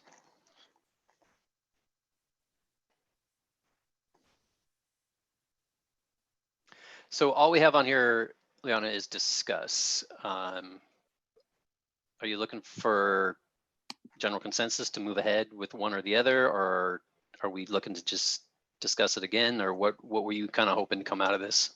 So if council wants to make, if council wants to move forward with one of the solutions other than the Excel spreadsheet, then I would need a motion to enter into a contract for that.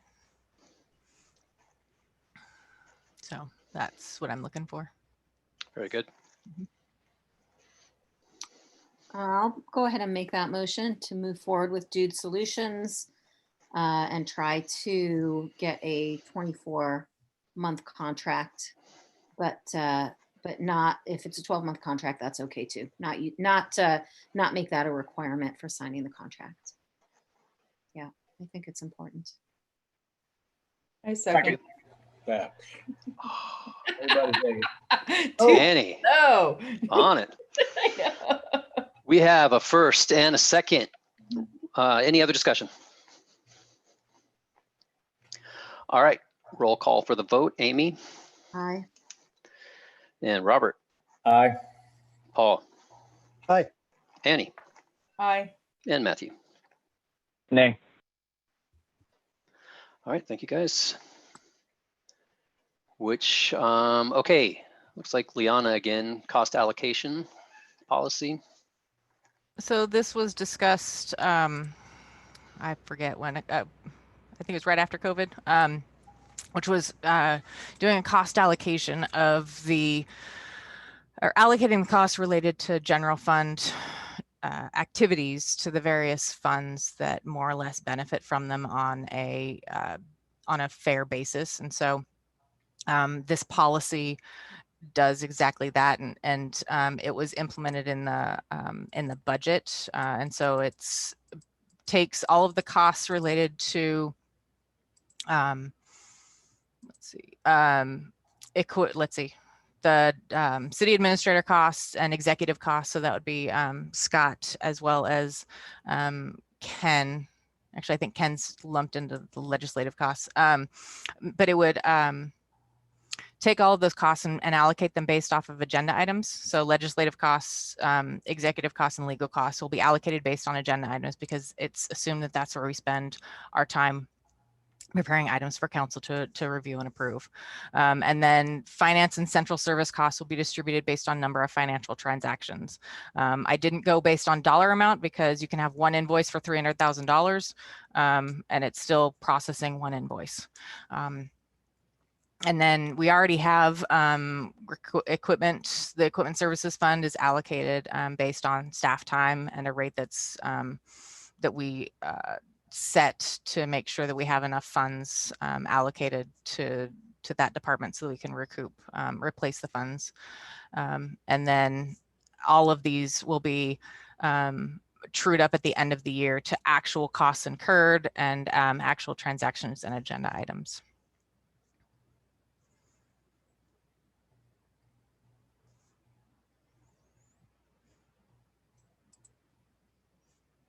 Sounds like a lot of work. You think it's worth it? Yes. I think the hardest part is the agenda item tracking, but everything else, there's reports that we're able to run as far as the number of transactions and then those other costs too.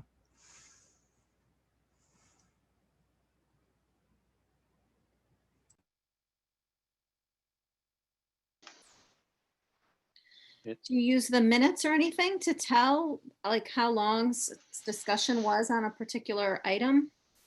I don't go based off of the length of discussion. I just go based on what the discussion was, because the assumption is that the item is what was prepared for, and then the discussion is Okay. A separate topic. Thank you.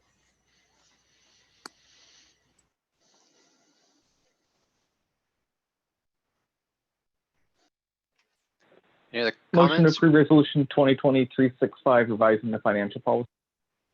Second. All right. Got you there, Annie. Okay, we have a first and a second. Is there any further discussion? All right, roll call for the vote. Amy? Aye. Robert? Aye. Hugh? Paul? Aye. Annie? Aye. And Matthew? Aye. Thank you. All right, moving along to the preliminary budget. This is, the timing on this is mandated, correct? I have to provide it to council before October 1st. Yes. It is just the budget. There's no descriptions of what the items are. So I will do a high level on what items are as far as the big ticket items go. A lot of the costs, so again, the revenues are very conservative. So for example, sales tax, where in 2019, we received $314,000. I'm only estimating $230,000 for 2021. And most of the other revenues are based on prior years or a conservative combination of prior year's estimates and what's been coming in this year. Again, just because I don't know what the COVID recovery is going to look like. So in the document, the budget comparison, and I can send council an updated one, because the 2020 appropriated is not the revised budget that was just approved. It's the 2020 that was appropriated at the end of 2019. So you can at least have two different things to compare it to. One is assuming a normal 2020, and then the other one is a COVID 2020, and kind of how those compare. Let's see. For the general fund, still continuing on with the community development block grant. So while it is in there as $250,000 of revenue, it's also $250,000 of expense. And that's just as a cost incurred. It's a reimbursable grant. Included in here is a 0.8% COLA increase. And that translates to $7,000 over the entire city budget. So it's a very minimal impact, and it just makes sure that our salaries are in line with what costs are and what other salaries of other organizations are paying, I guess. And that's based on how council has approved the cost of living adjustments in the past. Let's see. Yeah, I think those are a couple of big items. In here too, you'll see the fire hall, water, sewer, parks, water, streets, water, and I think water also for the sewer fund. Those are new expense codes, so you won't see anything in 2019, but there'll be actual costs in 2020. And then the budget in 2021, again, those were the meters that we found when we were doing that meter swap out. The payment of the lease for half of the cost of that project is in here. Sorry, I'm still scrolling through the general fund. The EDC assessment, that will be on the next agenda item, or sorry, the next council agenda. They are going to be and Amy can probably clarify a little bit more, but there's going to be a small business coordinator located in Stevenson that we're going to share with Klickitat County, and the costs are going to be shared amongst all the agencies in Skamania County, and so that's the reason for the increase for the EDC assessment for 2021, and we'll go into more detail at the next council meeting on that.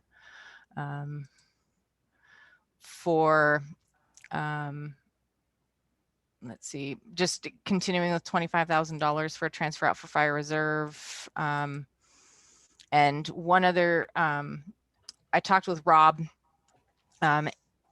previously as far as how we'll work with the fire department budget and reserves. And the goal is to anything that he has budgeted for but has not spent will be transferred to his reserve department or his reserve fund. So in the fire department budget, again, I'll take out, I'll take the difference and I'll transfer that to the fire reserve. So the fire reserves may be higher than what is actually listed here, depending on what the final budget ends up shaking out to be. And within, in the fire reserve, or sorry, in the fire department, there's $5,000 in there, and it's for gutters and security system, just improving on what. So the garage doors was a large part of that, so that they can at least close them once they leave. But then they also wanted to get some additional security, possibly some cameras as well. Rob, if you wanted to chime in, you can hit *9 or raise your hand and I can unmute you. Okay, there you go.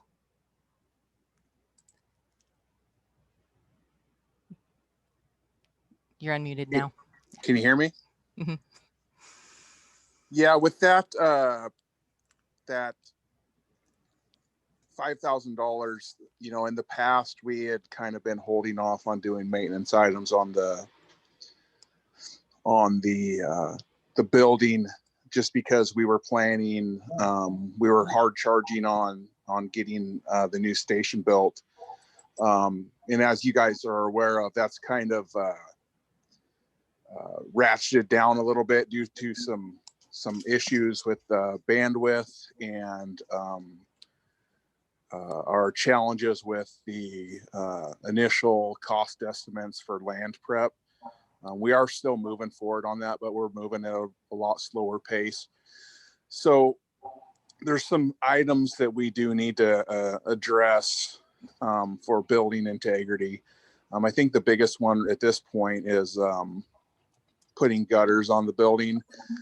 We had concern brought to us a couple years ago from the neighboring building to the east, the Eagles, about the runoff. They actually installed a French drain in between the two buildings, which there's about, I don't know, maybe it's a 6 feet corridor, maybe it's a little bit bigger, a little bit smaller. So to be a good neighbor, I think putting a gutter on there is the right thing to do, and we probably should have done it a couple years ago, but we were holding on doing any improvements.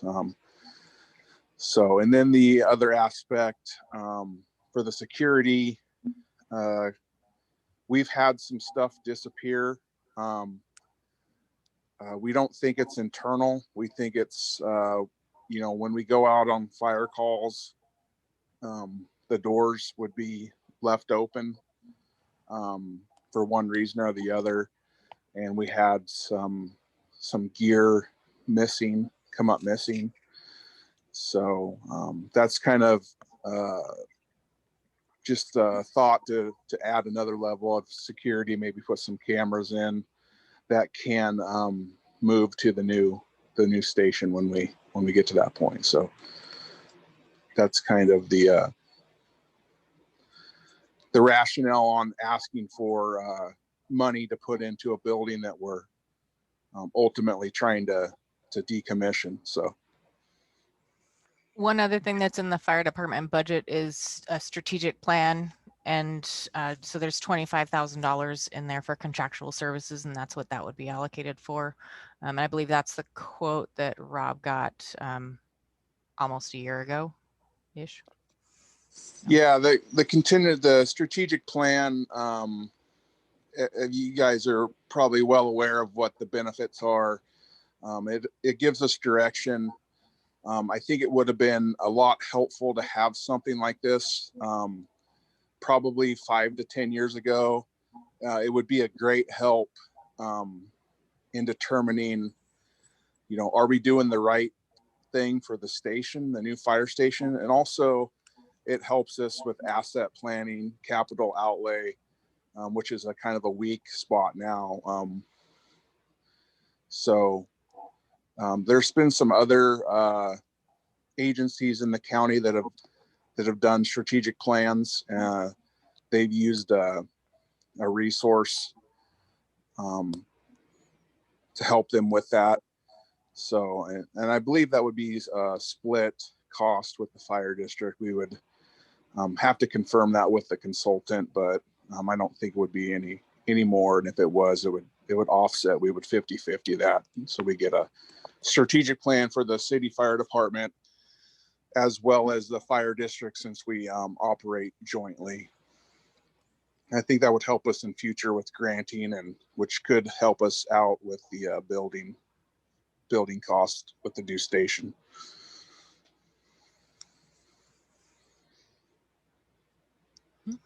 And so I believe that is all for the fire department. Within the street department, we have $80,000 related to a traffic study, as well as $20,000 for Kanaka. And so in 2020, it's related to the bridge rebuild. And then in 2021, there's some additional road improvements that need to be made to ensure that that bridge keeps its integrity. And then there's also a transfer out for the city's portion related to the First Street Overlook project. So that's all budgeted in here. I haven't updated the tourism promotion fund yet. I just sent out those application requests, and those will be presented and discussed at the November council meeting. So it won't be updated until then. Just a really rough estimate as far as affordable housing revenues go for that new fund. I kept the status quo as far as the revenues for the capital improvement fund. Again, not knowing what it's going to look like post-COVID. The Timber Harvest Fund isn't in existence anymore, and the Joint Emergency Facilities Fund, it just depends on what actions we take, and so right now there's nothing budgeted for that one. Again, nothing for Kanaka or Grapper, nothing for Russell. If anything for Russell, it would be additional revenues coming in, closing out the project, but I feel like we'll wrap that up this year. And that 310 doesn't exist anymore. First Street project, the revenues and expenses are based off of what our current grant contracts are for. Once we get, and I have it thrown all in under engineering services, but it's engineering and construction services for that $619,000. When we get the bids in, I'll update the budget as well for what actually comes in, and what our and we'll know on November 5th whether or not we have the TIB or that additional grant that we applied for the match for that project. And that would also increase the costs because we would include additional road paving to that project. For the water sewer fund, again, the water sales for 2021 are conservative. As you can see, in 2020, I initially had $673,000 for water sales, and that was based on just the 5% increase that we had for 2019. But because of the impact of COVID, that was dropped down to 500 and some odd thousand. I forget. But I'm assuming that it'll bump up just a little bit to at least 630,000, and that will cover a lot of the budgeted costs for the water department. and then sewer as well, like I said. So 845 is what we need to get a ending cash balance that will be positive for the fund. I'll do the rate study to determine kind of what that extrapolates out to a rate, but also what rate we need to be at after we're done with construction, because we'll have to pay back some hefty loans. Right now, the anticipation is we'll be applying for a $9.9 million loan through Department of Ecology. I do hope to get, I believe it's either $3 to $5 million of grant for that. So we would then just finance the remaining $4 to $5 million. And again, if we can match that with or use leverage USDA funds for that, that could be a 40-year low interest loan to again keep the payments down as much as possible. But that being said, I want to make sure that we're not going to have a lower rate increase this year and then jump up to what we need it to be at the end of at the end. I would rather do a gradual increase over time so that people again don't experience that more or less the whiplash. In the last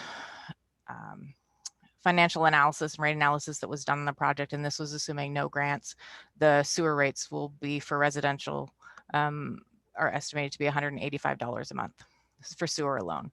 And so part of the great thing about having this tool is we're able to then update it in real time and modify it and see what the rates can be for the multiple scenarios, and try to have the least impact to the customers as possible, but still maintain the balance that we need in the fund to be solvent.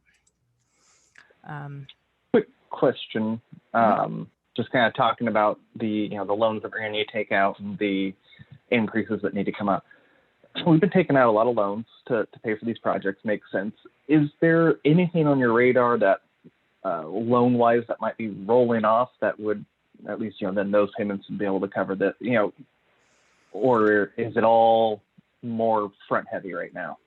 It's all more front heavy right now. The city, the most recent loan, and actually the only other, there are a couple of loans. One right now is the sewer outfall, and I think that was a $400,000 loan.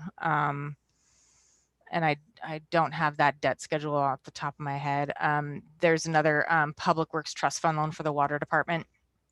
And both of those are fairly small, I would say. I mean, I'm used to having $180,000 loan payment within a water department. And so these are in the $20,000 range. And so it's all relative, but both of those loans, I would say, are fairly new and aren't going to be dropping off maybe in the next 10 years, but not within the next 5. There's nothing 20-25 years ago that we're hoping to, no, okay. Just thought I'd check. Being hopeful, my bad. No.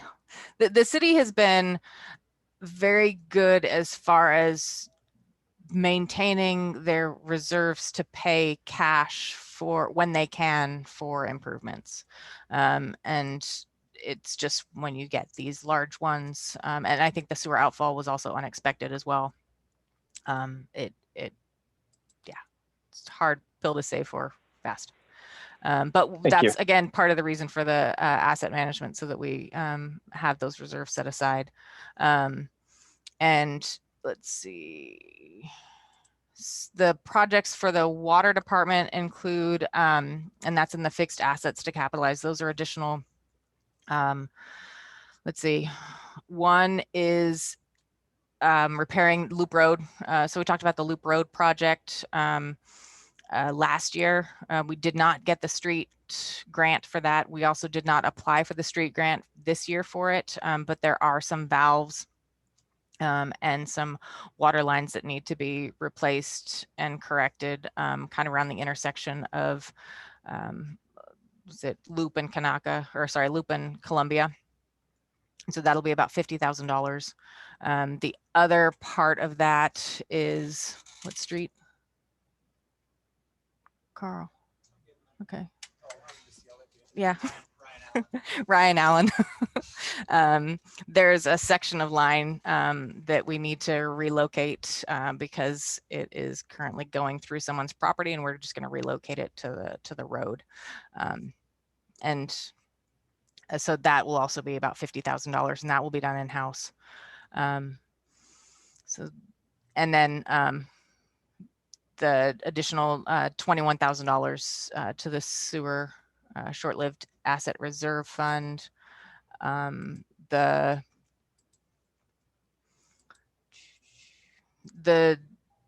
wastewater system upgrades, right now I just have basically the remaining loan for engineering and design listed in there. Again, that will be updated as we receive funding and as contracts come in.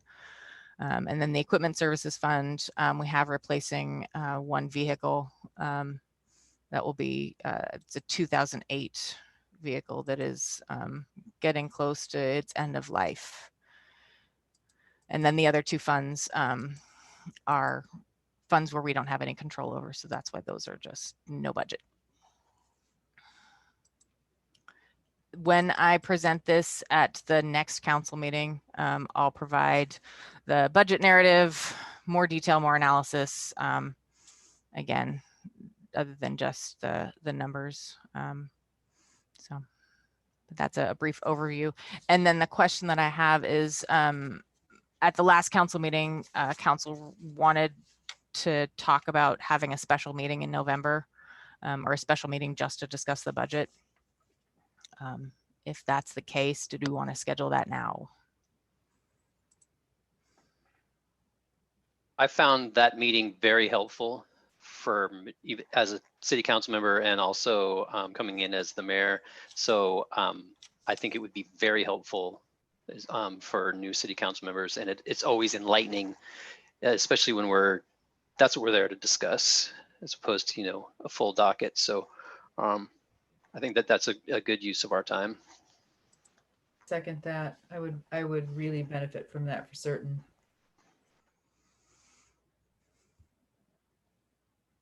Dates? Oh, dates. To the phones. Yeah, exactly.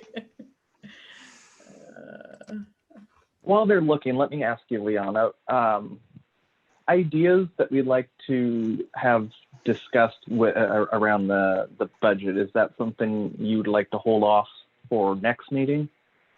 Do we want to set some time aside now? Just kind of what makes the most sense for you?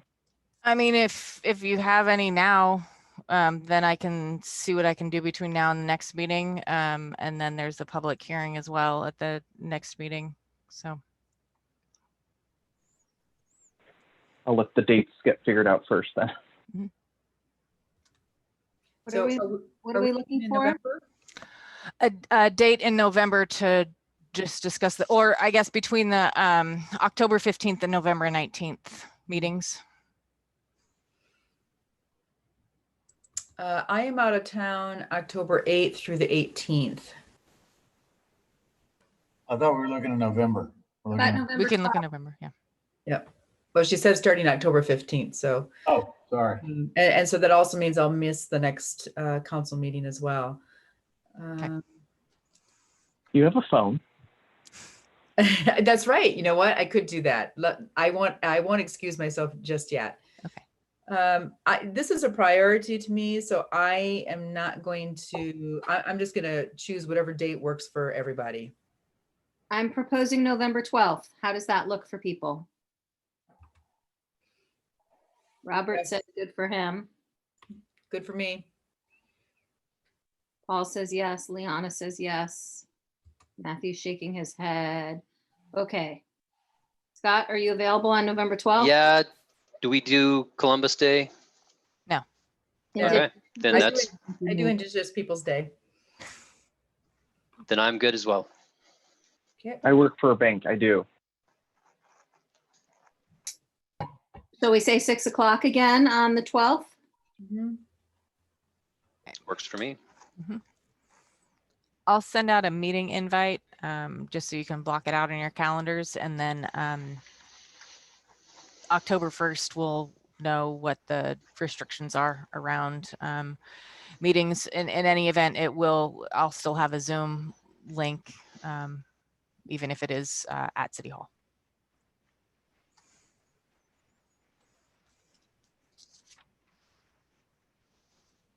Okay, and so my question is at this budget meeting, is this where we discuss the actual budget items and weigh in on them? Yeah, and also at the October 15th, there's the first public hearing Okay, as well. okay, So like I said, so this I just got out again because it's a statutory requirement, but I will be providing more detail and more information okay, with the next presentation. okay. So this isn't the time to have the conversation about line items. Just hold off. If you have questions, you can either bring them up now. You can also call me and we can talk about it. We can set it up at another time as well. Okay, all right, thank you.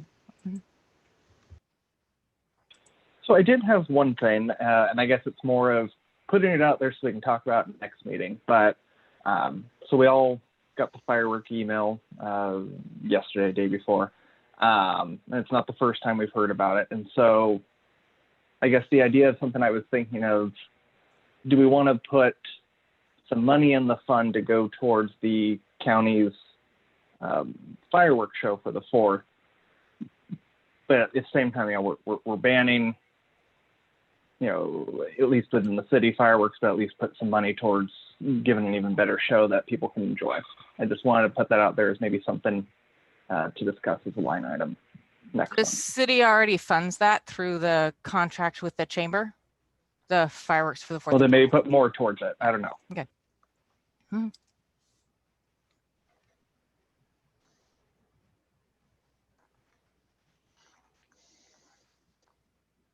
And Leanna, I guess I'll just add that my concern about the budget is what we allocate to the county for law enforcement. And I would like to know what that goes toward and what the negotiation, what the contract is. What does that provide us as city residents when we dip into the county budget twice, when we're paying into it twice through the city's allocation and our property taxes as well. So that's a little misleading. Everyone in the entire state, their general fund taxes go a portion towards paying for their sheriff if you live in a city. So and that is to provide protection for the areas in essence how you get to your city. You have to drive through the county. And so that provides protection within those areas. And then the city contract is for service inside the city limits. Yeah, I understand that, but I just want to know what is the service then provided to us? Okay. And that contract is up for renegotiation this year. Oh, good. Mm-hmm. Nice. Mm-hmm.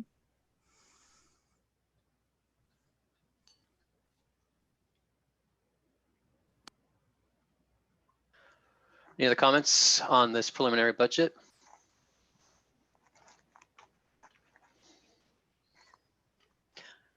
All right. Discussion on anti-racism training. Who would like to begin? I will, since I'm the one who asked for it to be on the agenda. So even a month later, I still don't actually know, what I want to present to this council and staff, other than a few suggestions and just to see where the conversation goes. I did do some research to see what kinds of things might be available to us in terms of attending training so that we are as well prepared as possible for inequities in our county and in our city. And I spoke to a woman today from the Center of Equity, what is it called? Center of, hold on, sorry. Center for, hold on, I'm so sorry, you guys. Center for Equity and Inclusion in Portland. And she suggested that rather than suggest like a workshop or a training session as a group, that perhaps we start out where the group actually is. And that is really just defining what racism is and how we might be participating in it and how we might be perpetuating it and in our systems and the policies that we have. So I don't know, I'm just opening up the discussion. One, is anybody interested in continuing or having some formal education as a city council and potentially staff? I guess I'll just start with that question. Is anybody interested in this and doing something to better prepare ourselves as elected officials of the city? Well, I think it kind of like you mentioned, is kind of the definition, and what your definition is, what my definition is, Mm-hmm. may not, as valid as they are, may not necessarily connect. And so I think having that would be great. I'd like to hear some outside voices of what am I not thinking of. And then, yeah, I mean, it's I haven't heard anything, at least from a city council, city staff perspective, that have been a problem. Doesn't mean there aren't problems there. So at least just from an education standpoint, I don't know what that would look like, but it never hurts to be more informed. I vote no. Annie, I appreciate what you're saying, but in my opinion, it has absolutely zero to do with my job as a legislator for the city of Stevenson. Thank you. But I appreciate what you're trying to say. Mm-hmm. So Robert, let me ask you this, less for you as a legislator, do you feel that it'd be something that'd be of value to staff who interact with the public? Nope. So was that just no just in general for everyone? Yep. Could you elaborate on that part? Sure. I just don't, I mean, the city of Stevenson, it's a whole lot of different issues that we have here. I don't see that as an issue that we need to educate staff or have sensitivity training on. We're not having any issues that are arising. Mm-hmm. My background is I have an African-American studies degree. I wrote my thesis on Eldridge Cleaver. So I bring to the table the historics as well as the hysterics that go with it. I mean, I had an African-American woman on my thesis board who told me that I had no right presenting my thesis because I was a white guy. So yeah, I don't see this as a problem in our community, and that's what I bring to the table with. So that's where it comes from. I appreciate that, and so I think what you're saying you bring to the table makes sense from this council's perspective. But again, how does that impact the staff level? If there's a concern of how staff interact with the public, and I say if. Yeah, and where's that? So how does that help? I don't see that as an issue because I've never heard there's been an issue. I'm not presenting this because I think that there's an issue at the city, at the council level or the staff level. But I do know that it does exist, racism does exist in this city and this county. And my, where I'm coming from as a city council member is that I think that our residents look to us for support in these situations. And if we aren't trained ourselves, or if we haven't ourselves defined what a racial situation is, then how can we be of support in providing a measure of safety or inclusion in our own communities? So that's where I'm coming from. I'm not saying that it exists here. I just want to make certain that we're all on the same page as to how we collectively choose to prevent incidents, or when they do occur, if they do occur, how do we respond to them? Annie, again, I appreciate everything you're saying. I think our staff is stretched. We're a small community and a small staff. And, as the city council members and the legislatures of this city, our time is very limited. I just don't see that as a focus or a topic that we need to address. I understand the national issue. I see it every day. But it's just, to me, from a city council member, I think we're adding layers of information and or seminars or training that's unnecessary when we have a lot of other issues to deal with. I'm sorry to hear that you don't believe that racism is an issue to be concerned about. That bothers me. First of all, I didn't say that, Annie. I said it's an issue across this country. It's an issue in the world. So I'm not saying that racism is not an issue. I'm saying this council, this city, it's not something that we need to spend time on with what we have on our plate. That's my opinion. Yeah, and I completely disagree with that. Fair So enough. if Hang on I'm a a second, Paul. champion. Hang Okay, on a go second, Paul. Amy? So I attended a really fantastic training put on by the Bend Chamber of Commerce in June. It was called Diversity and Bias Thinking. I imagine it probably was recorded. And I also imagine that it would not be very expensive to get access to that training. I think that it would be helpful for probably all of us to examine the bias that we have. And the reason that I say that is because of Sheriff Brown's statements last month to us. And I also think that it is very important for us to show some leadership and some sensitivity around this issue. I agree 100% with Robert that none of us have a lot of time. So my suggestion would be a webinar that, was, I think I sat in on it for maybe an hour and a half or an hour. It was not a huge time commitment.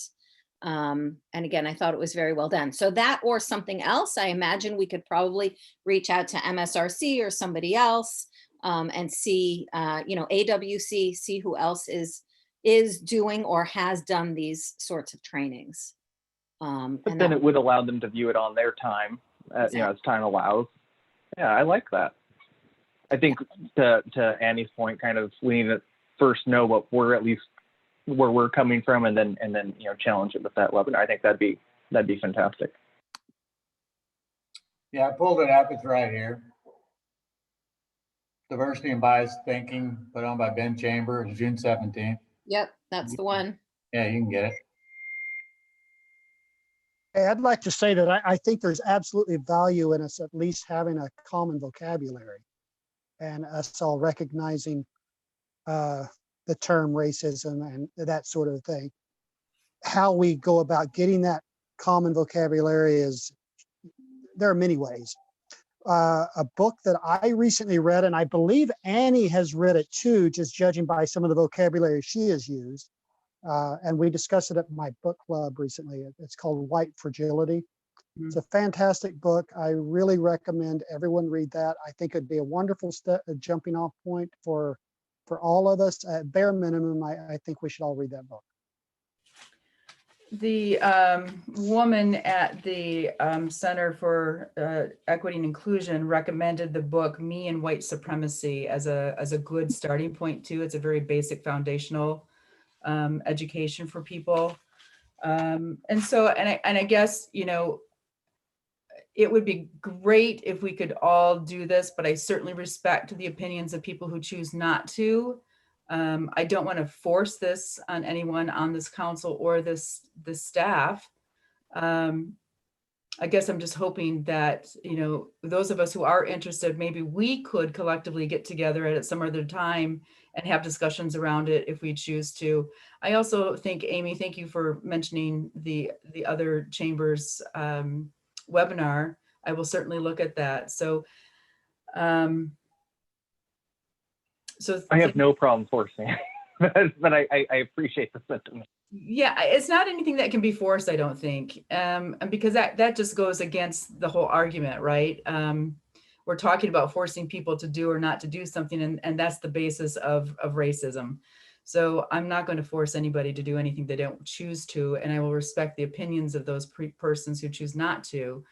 But it would be great for those of us who do want something that we can maybe work on something together on our own time and just deepen our own knowledge of this issue that is truly in both the city and the county for sure. So Annie, there's recently a series of webinars or conferences, however you want to call them, put on by Association of Washington Cities. Yeah. And so, and that was basically for it was with the director of the Race and Equity and leadership initiative from the National League of Cities. And I can forward everyone the link to those two webinars. There's also training that's being put on by our insurance company on implicit bias. And I'm sure there'll be more. There's the ability for staff to log in to some training that's online through an education system. It's called LocalGov or LocalGov.U, I think. And while they're not on there now, I'm sure there's going to be additional trainings similar to how the sexual harassment training is now one of the more or less required trainings. Right. I'm sure they'll be offering additional trainings as well. Thank you.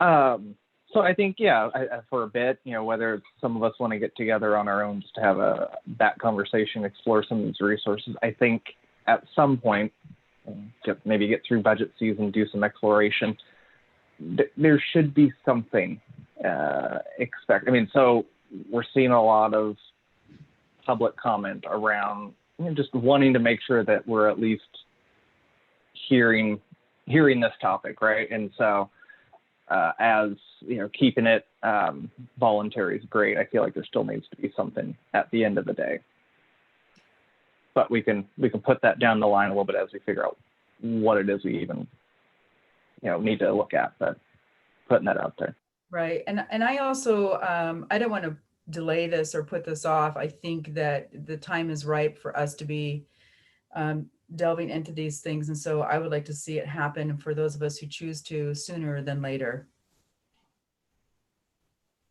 And so, Liana, I guess I could send an email to you that you could then forward to the rest of the council to get an idea of who's interested and how we might be able to meet outside of council meetings to affect some change among us.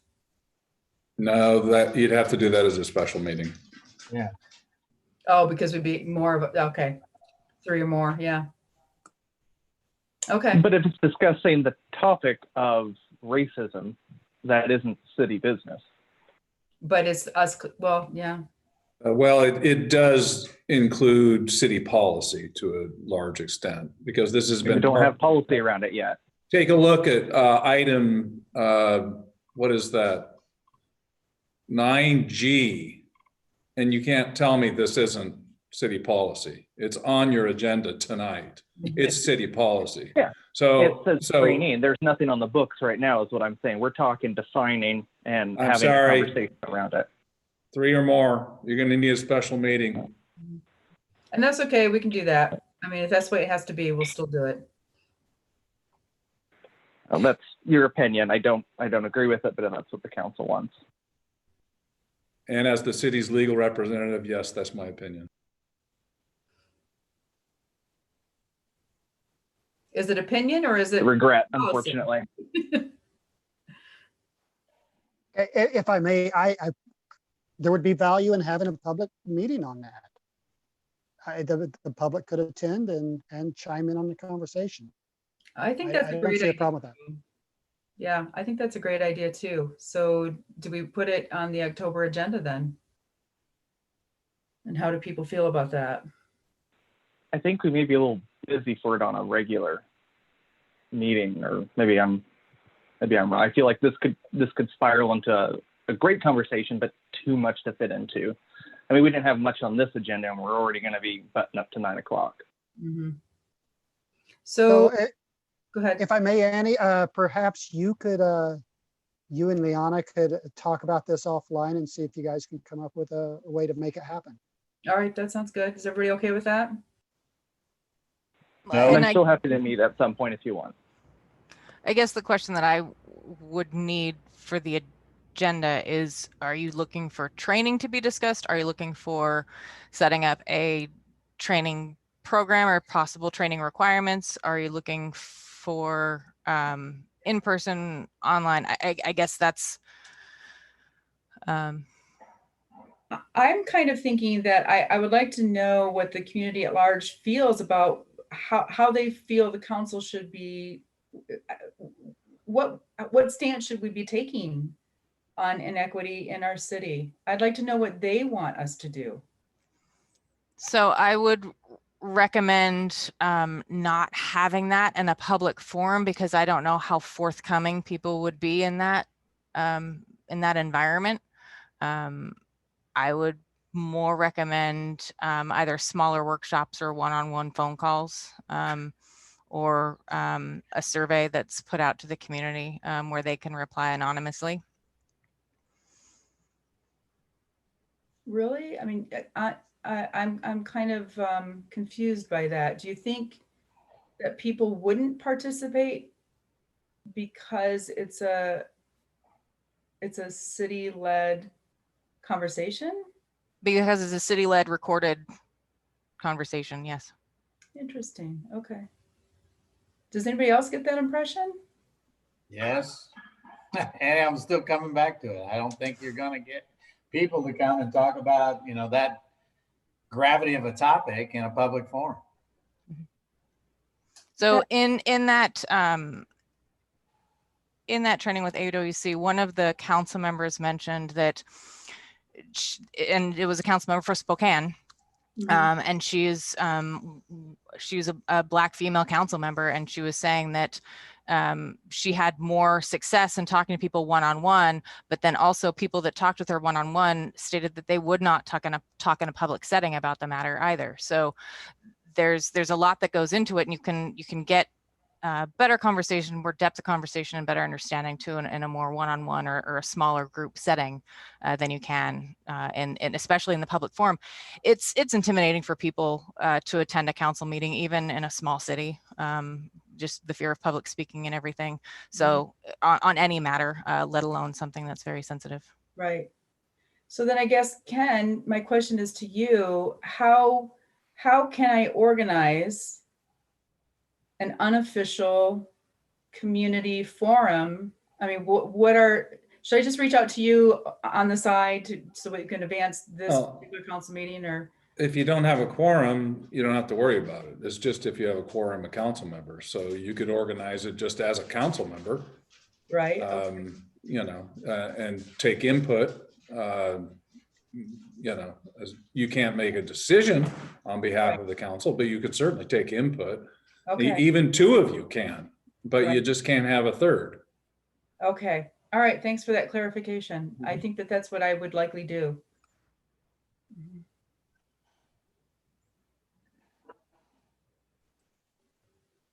Thank you, everybody, for your honesty and willingness to broach the subject again.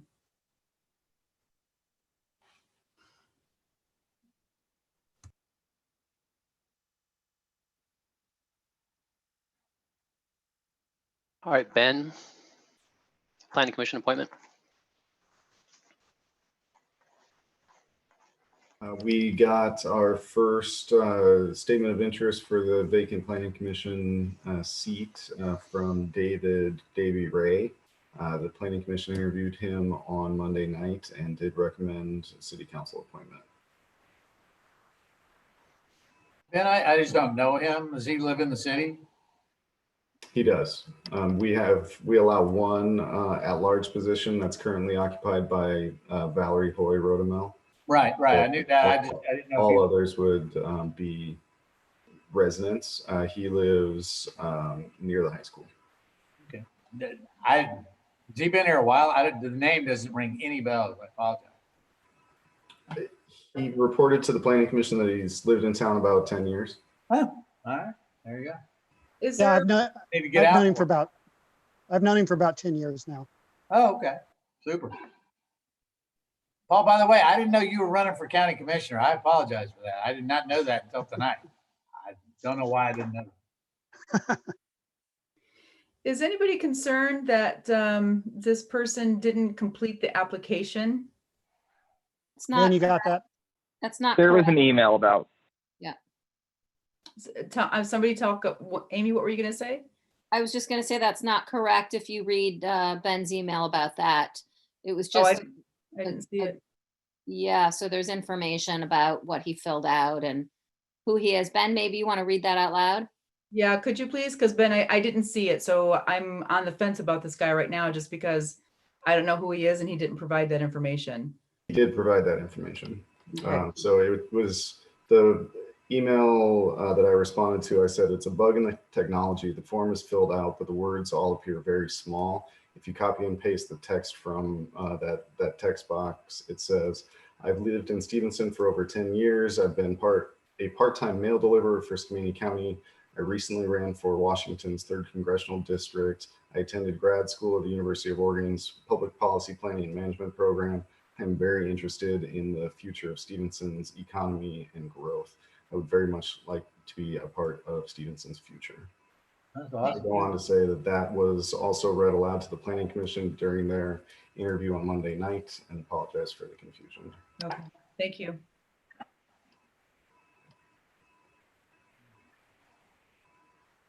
I'll make a motion to appoint Davy Ray to the Planning Commission position number 2.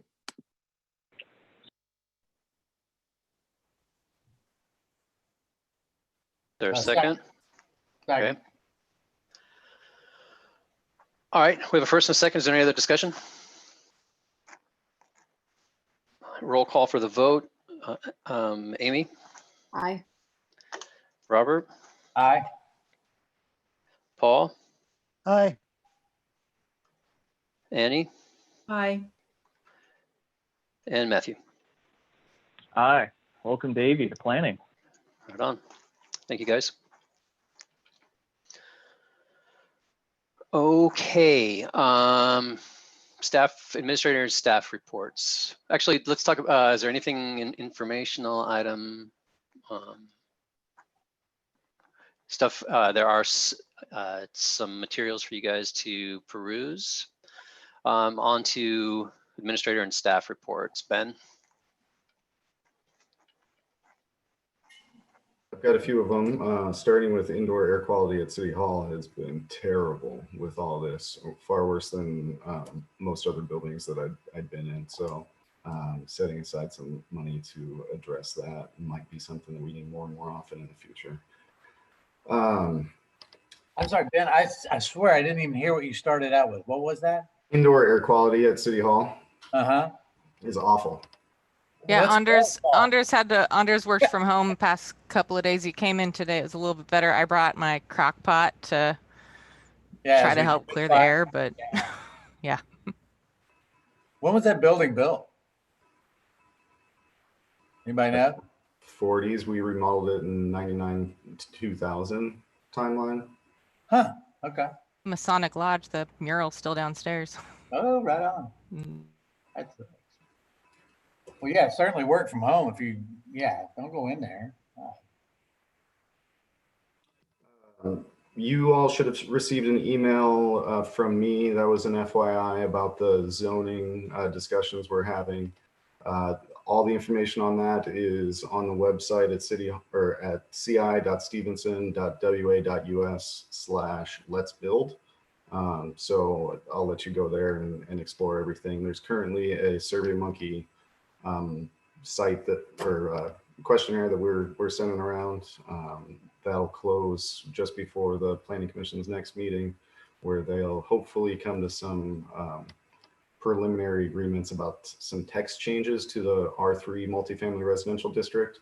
At that time, we'd do another engagement effort about expanding that district to other areas of town so that you could build more multifamily homes within Stevenson than you currently can. The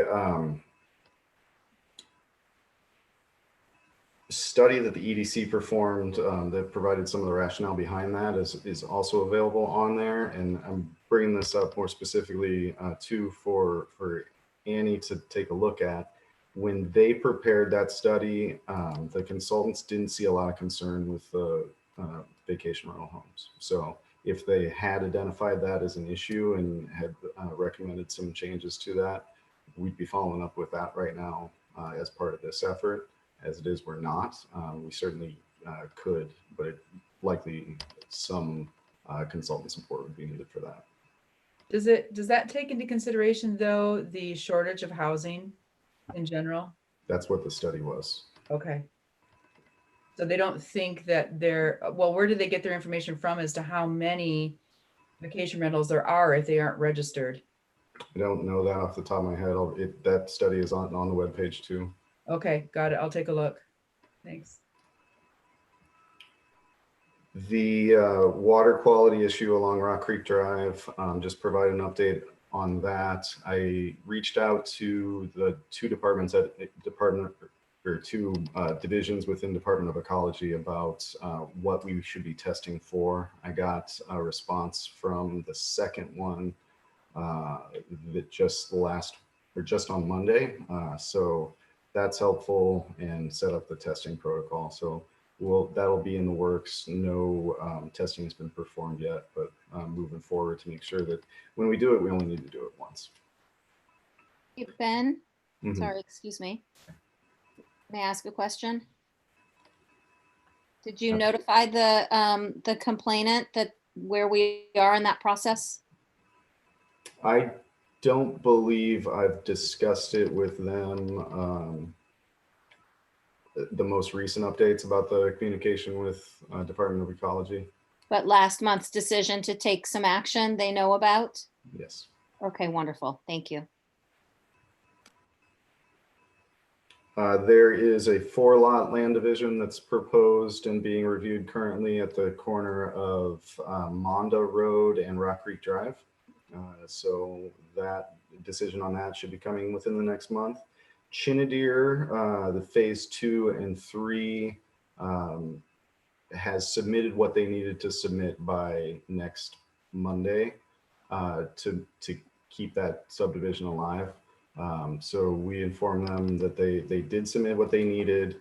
The next deadline that you guys set for that was September 21st of next year. That deadline involves them breaking ground on the site grading work.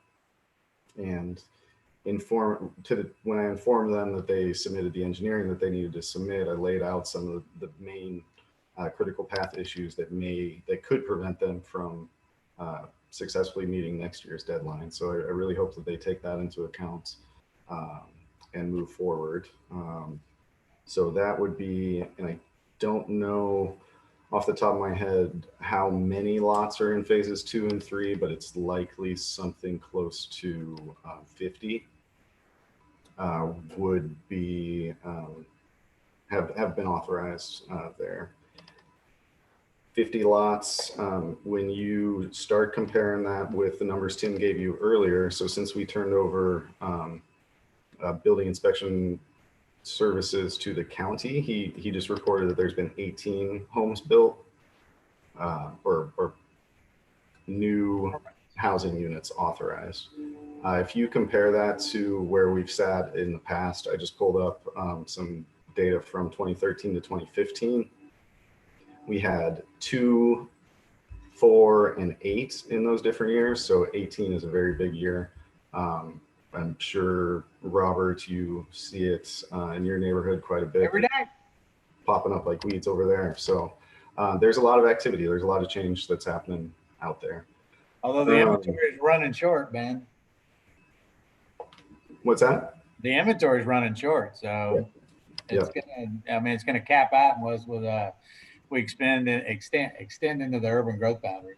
That's for planning down the road. Yeah.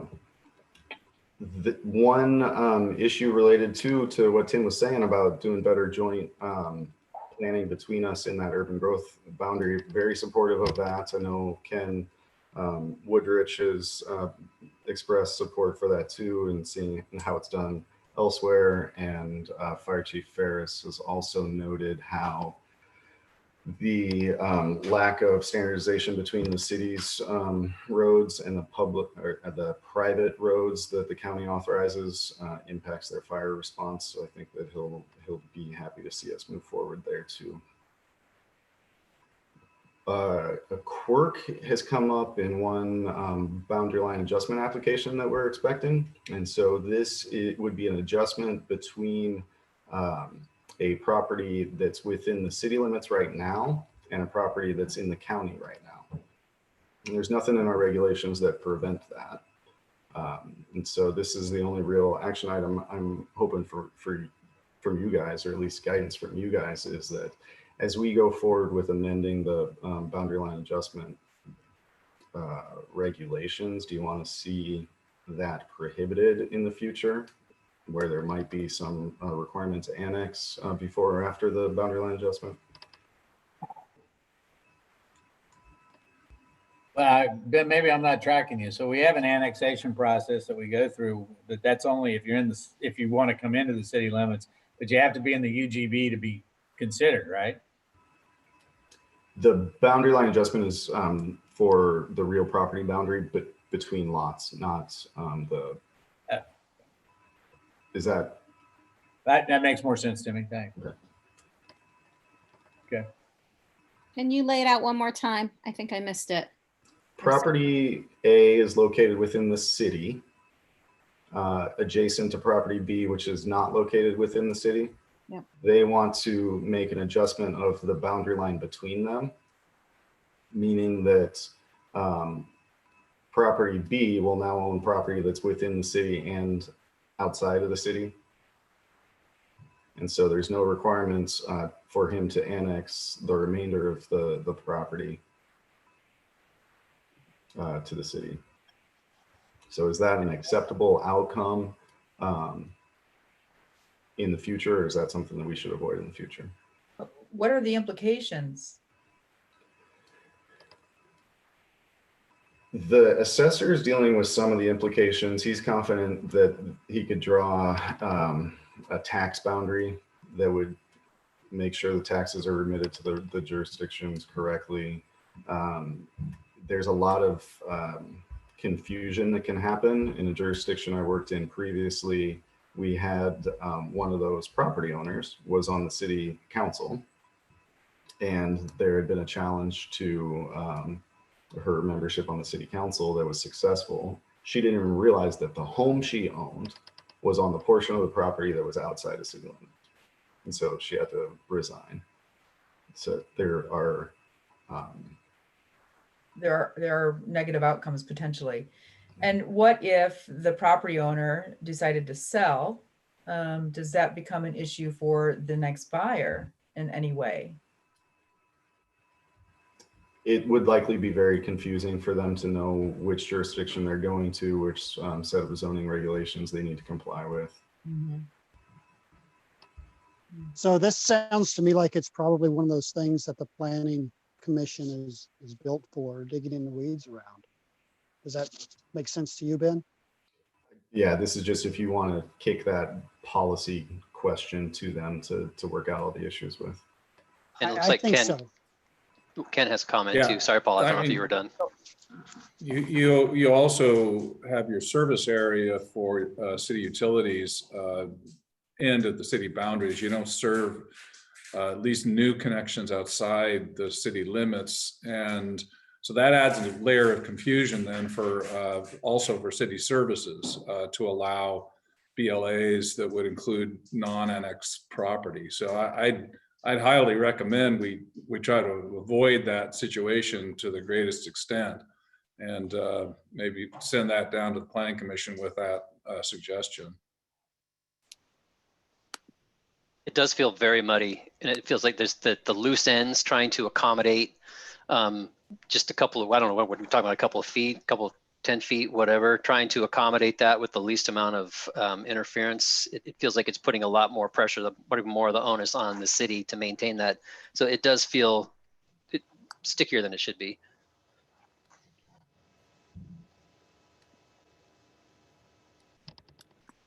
End of report.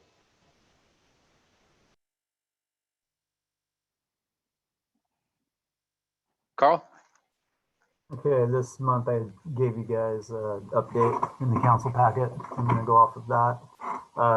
Just an update on what we're going to be working on through September, and probably into a couple of them will be into October, but still working on the replacing of water main, 500 feet of AC pipe, replacing that with ductile. 2 water services off of Ryan Allen. One was forementioned. One of them we have to install due to a water main that runs through property. We do have an easement for it. It's an older line. It was slated to be replaced.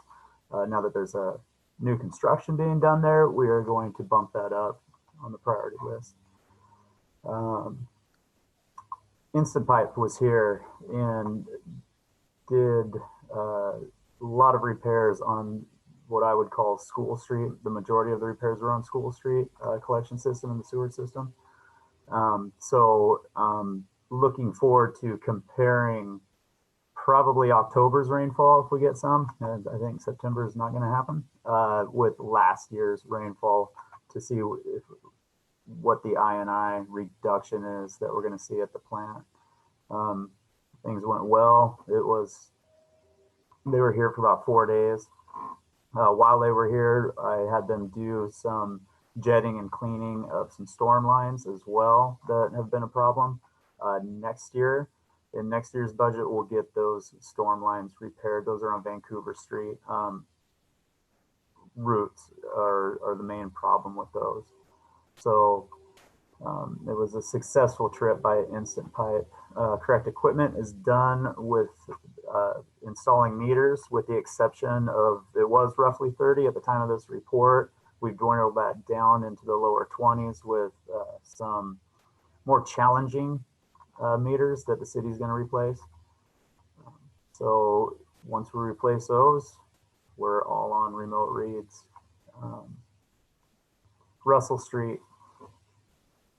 It looks like as of about 3 weeks ago, we were actually going to come in under budget. Most of the savings were due to not having to do traffic control when we closed down the section of Russell Street between 1st and 2nd.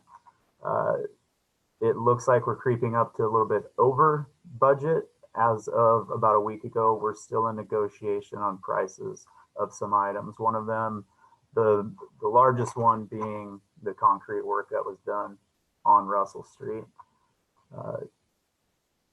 Subpar, I just lost you guys. Subpar work, and it's unfortunate. The subcontractor is working with us. We got that down to a 15% reduction in price. However, there was change orders due to reforming of a catch basin and 2 entrances to businesses that we changed to match the other businesses up and down the street. So stay tuned on that one. If you read through there, also the lights are brighter than the rest of the lights in town. That hue was picked out by an electrical engineering company, and that's what they do. They match street lights to old street lights. Now, in a little bit in their defense, the street light manufacturer has changed. It's more of a ballast instead of a replacement bulb. So the fix to get them dimmer is not as easy as replacing a bulb. We can add a dimmer at the beginning of all the street lights. However, that's going to void the warranty of said street light. So I'm going to let Wallace and the electrical engineer battle that one out and see what we come up with. So stay tuned on that one. I really hope to have this buttoned up by, I guess it's going to be October's council meeting. So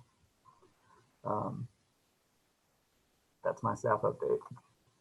So Carl, I haven't noticed. Is it a nuisance, the brightness? I mean, do we care about it?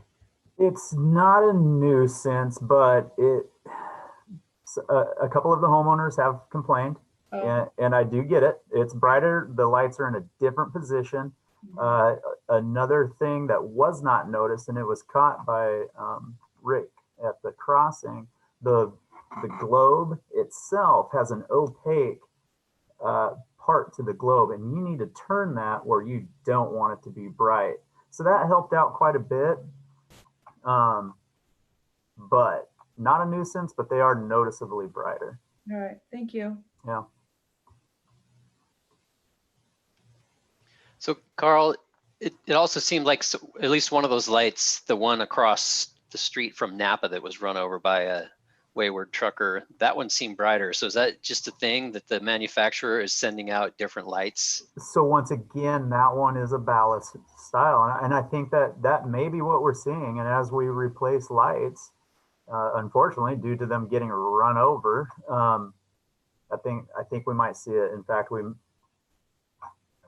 might just have to live with the difference in the lights as we change them out. Stay tuned, because I'm not sure in that particular one, you can't dim the entire street if we're talking about the one across from Napa, because the rest of the street lights on the street are the older style, right? So stay tuned. One of the other things that is running up the price is Wallace's time going back and forth with the negotiations of the contract, right? So city shouldn't be on the hook for that. That's between the contractor. That's the contractor's issue. So again, these are things we're talking through.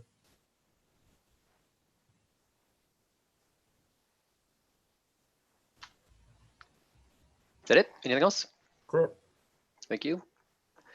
And Liana, do you have anything, or do you have a report, or? The report's in there, and I already mentioned that the TAC applications went out today, due October 19th, and they'll be on the agenda for the November council meeting. And when can we expect to, so wait a minute, the fund availability is based on the previous year, correct? So we won't see a hit until next year's TAC application, next funding round?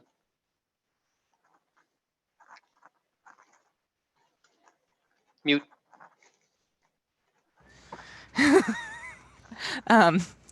We'll have a conversation at the TAC meeting as far as how we want to budget for next year. While the revenues haven't come in this year, the expenses also aren't as high as they're even currently budgeted, because I just haven't reached out to some of the events that probably will not take place, or just agencies won't spend as much. So I'll have, again, more information at the October meeting when we look at what's actually taking place, and maybe have more insight. We'll probably draw down some of the reserves, but again, we'll figure it out. Okay, thank you, all of you. I would entertain a motion to approve the vouchers.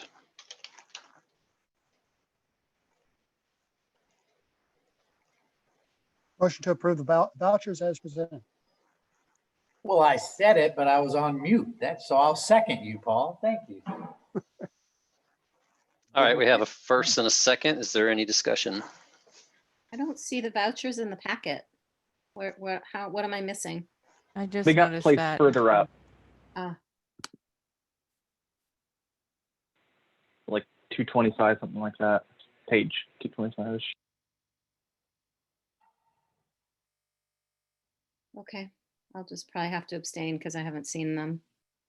Can't find them. Liana, does somebody need to come in and sign them? Yeah, and I'm sorry, actually, they're not in the packet. That was my bad. But yes, if someone can come in and sign them and review them, and if you want, I can hold off, or I can email them out right now to everyone. But I don't know how many people would have time to review them. Yeah. Ken, is it a matter for them to approve the vouchers if they haven't been seen? It's really up to council. I mean, if you approve vouchers, obviously it's up to the council to only approve vouchers that you feel are reasonable. That's part of your task. So if you approve a voucher that is somehow later determined to be improper, it's pretty hard to unring that bell.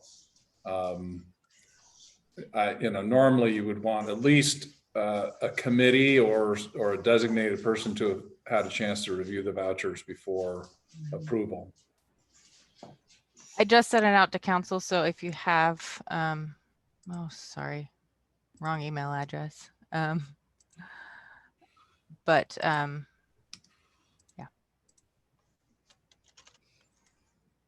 There we go.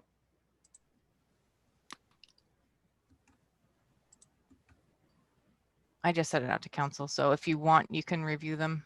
Yeah, I'm taking it up. I haven't gotten it yet. Let's see.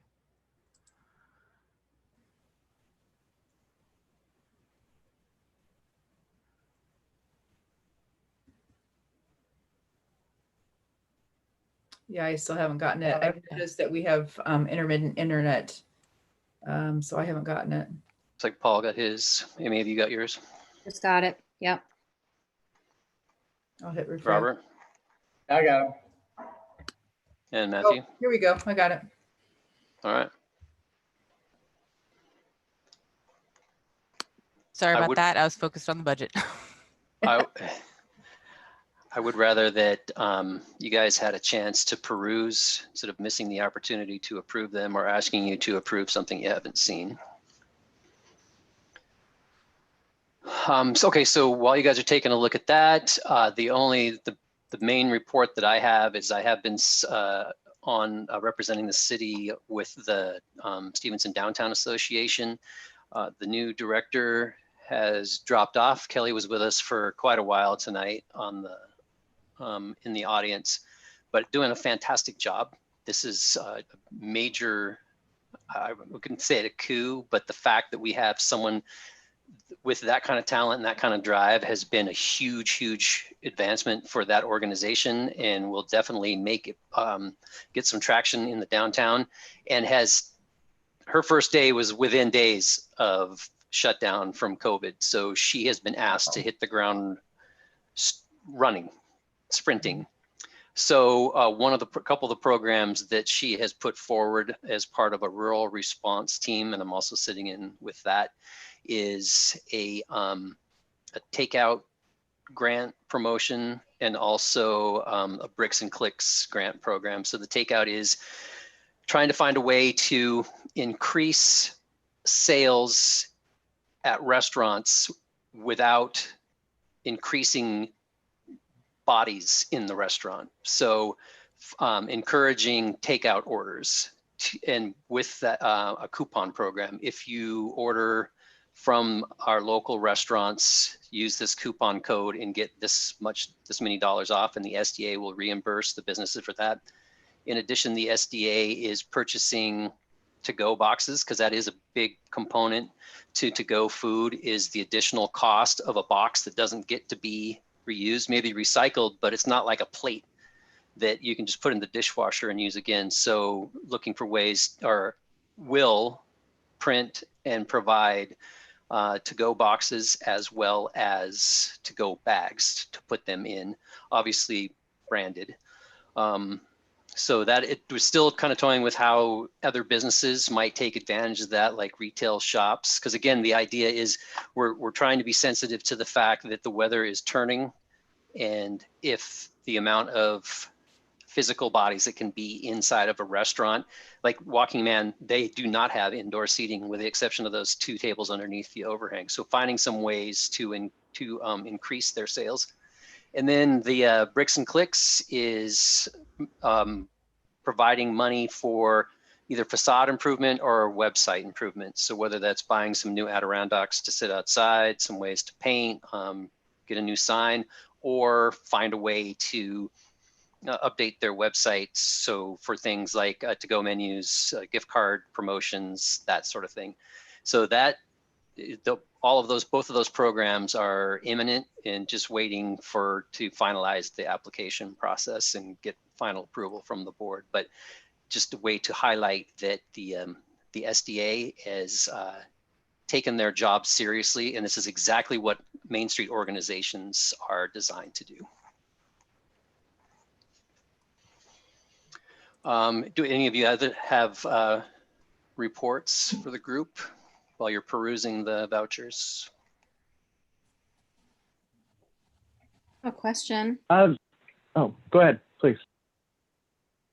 I'm just wondering, as part of the SDA conversations about the takeout, are you talking about what is environmentally sound in terms of takeout containers, like no styrofoam or plastic bags? Oh, always. And that's, what I've noticed is that I don't think I've seen any businesses that prefer the non-eco-friendly.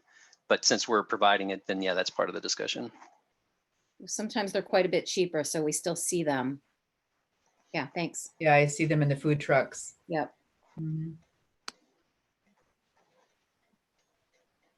Well, I frequent one of the food trucks, and I can tell you by the short life that you have from order receipt to order eat, that they are biodegradable because they fall apart almost immediately. So I'm confident that the one that I go to is not styrofoam.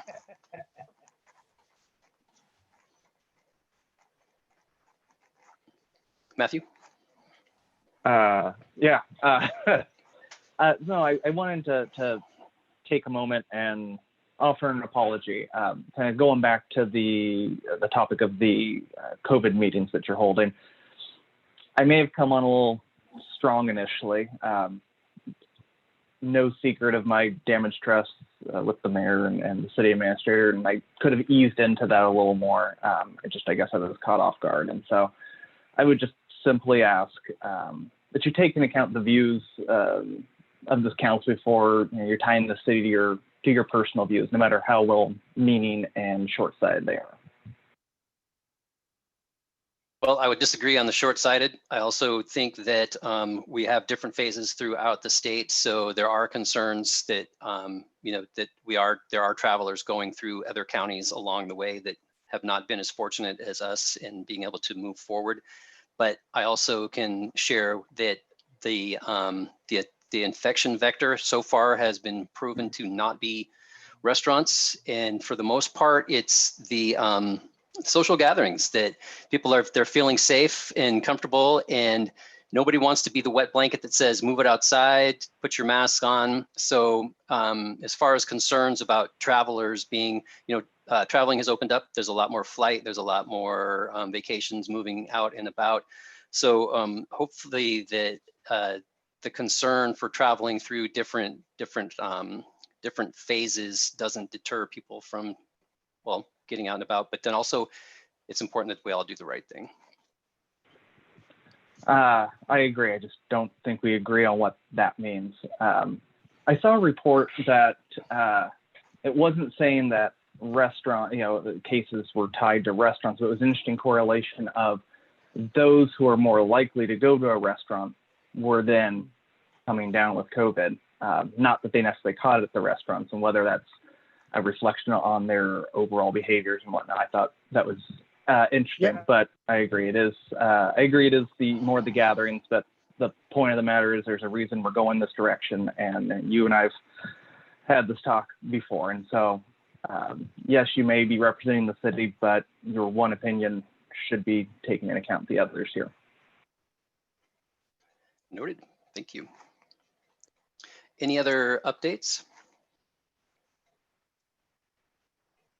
All right, I have hopefully stretched this out long enough for you guys to peruse the vouchers. So if you're comfortable with the amount of time that you've had for that task, if someone would be willing to extend a motion to approve the vouchers. Motion to approve the vouchers as presented. Second. We have a first and a second. Thank you guys very much with your diligence in that short amount of time. Any discussion? All right, roll call for the vote. Amy? Aye. Robert? Aye. Paul? Aye. Annie? Aye. And Matthew? Aye. And thank you very much. Looks like the last item before the most important item so far at 9:17. Anything that the five of you would like to see on the agenda for next month? Paul? Yeah, we need to discuss, it's time, we're gonna have to discuss the wisdom of trick or treating in Stevenson for this year. I'm not of the opinion that it should or should not be held. I think we need to look at next month's COVID data and make a call then, but I do think that we need to have a discussion. I don't have anything to lean on, but it sounded like trunk or treat was a no-go. I don't know if you've heard anything else about that, just because of the gathering. I don't know. I haven't heard too much on the house to house. The thing about that is that you typically don't get large groups of people at at a door. I guess it's the lots of people touching the same thing. So I mean, I guess that's a topic of discussion, but it's an unusual confluence of events because it's a full moon and it's daylight savings. So there are some, I think that there's going to be some social gatherings that are going to probably be bigger issues than the trick or treating, but that's an interesting discussion to take on. Jesus, what is Ken doing? He's having a party. Okay, anything else that you guys would like to see on the agenda? Amy? I'd like a follow-up, just update perhaps from a letter is fine, an email is fine, but from either the sheriff's office or the prosecutor's office on the incident at Granny Gadunk. Please. Okay. Thank you. And maybe as well as the incident with Perry Colburn. It's another hot topic right now. It's at the county sheriff's and prosecuting attorney's office.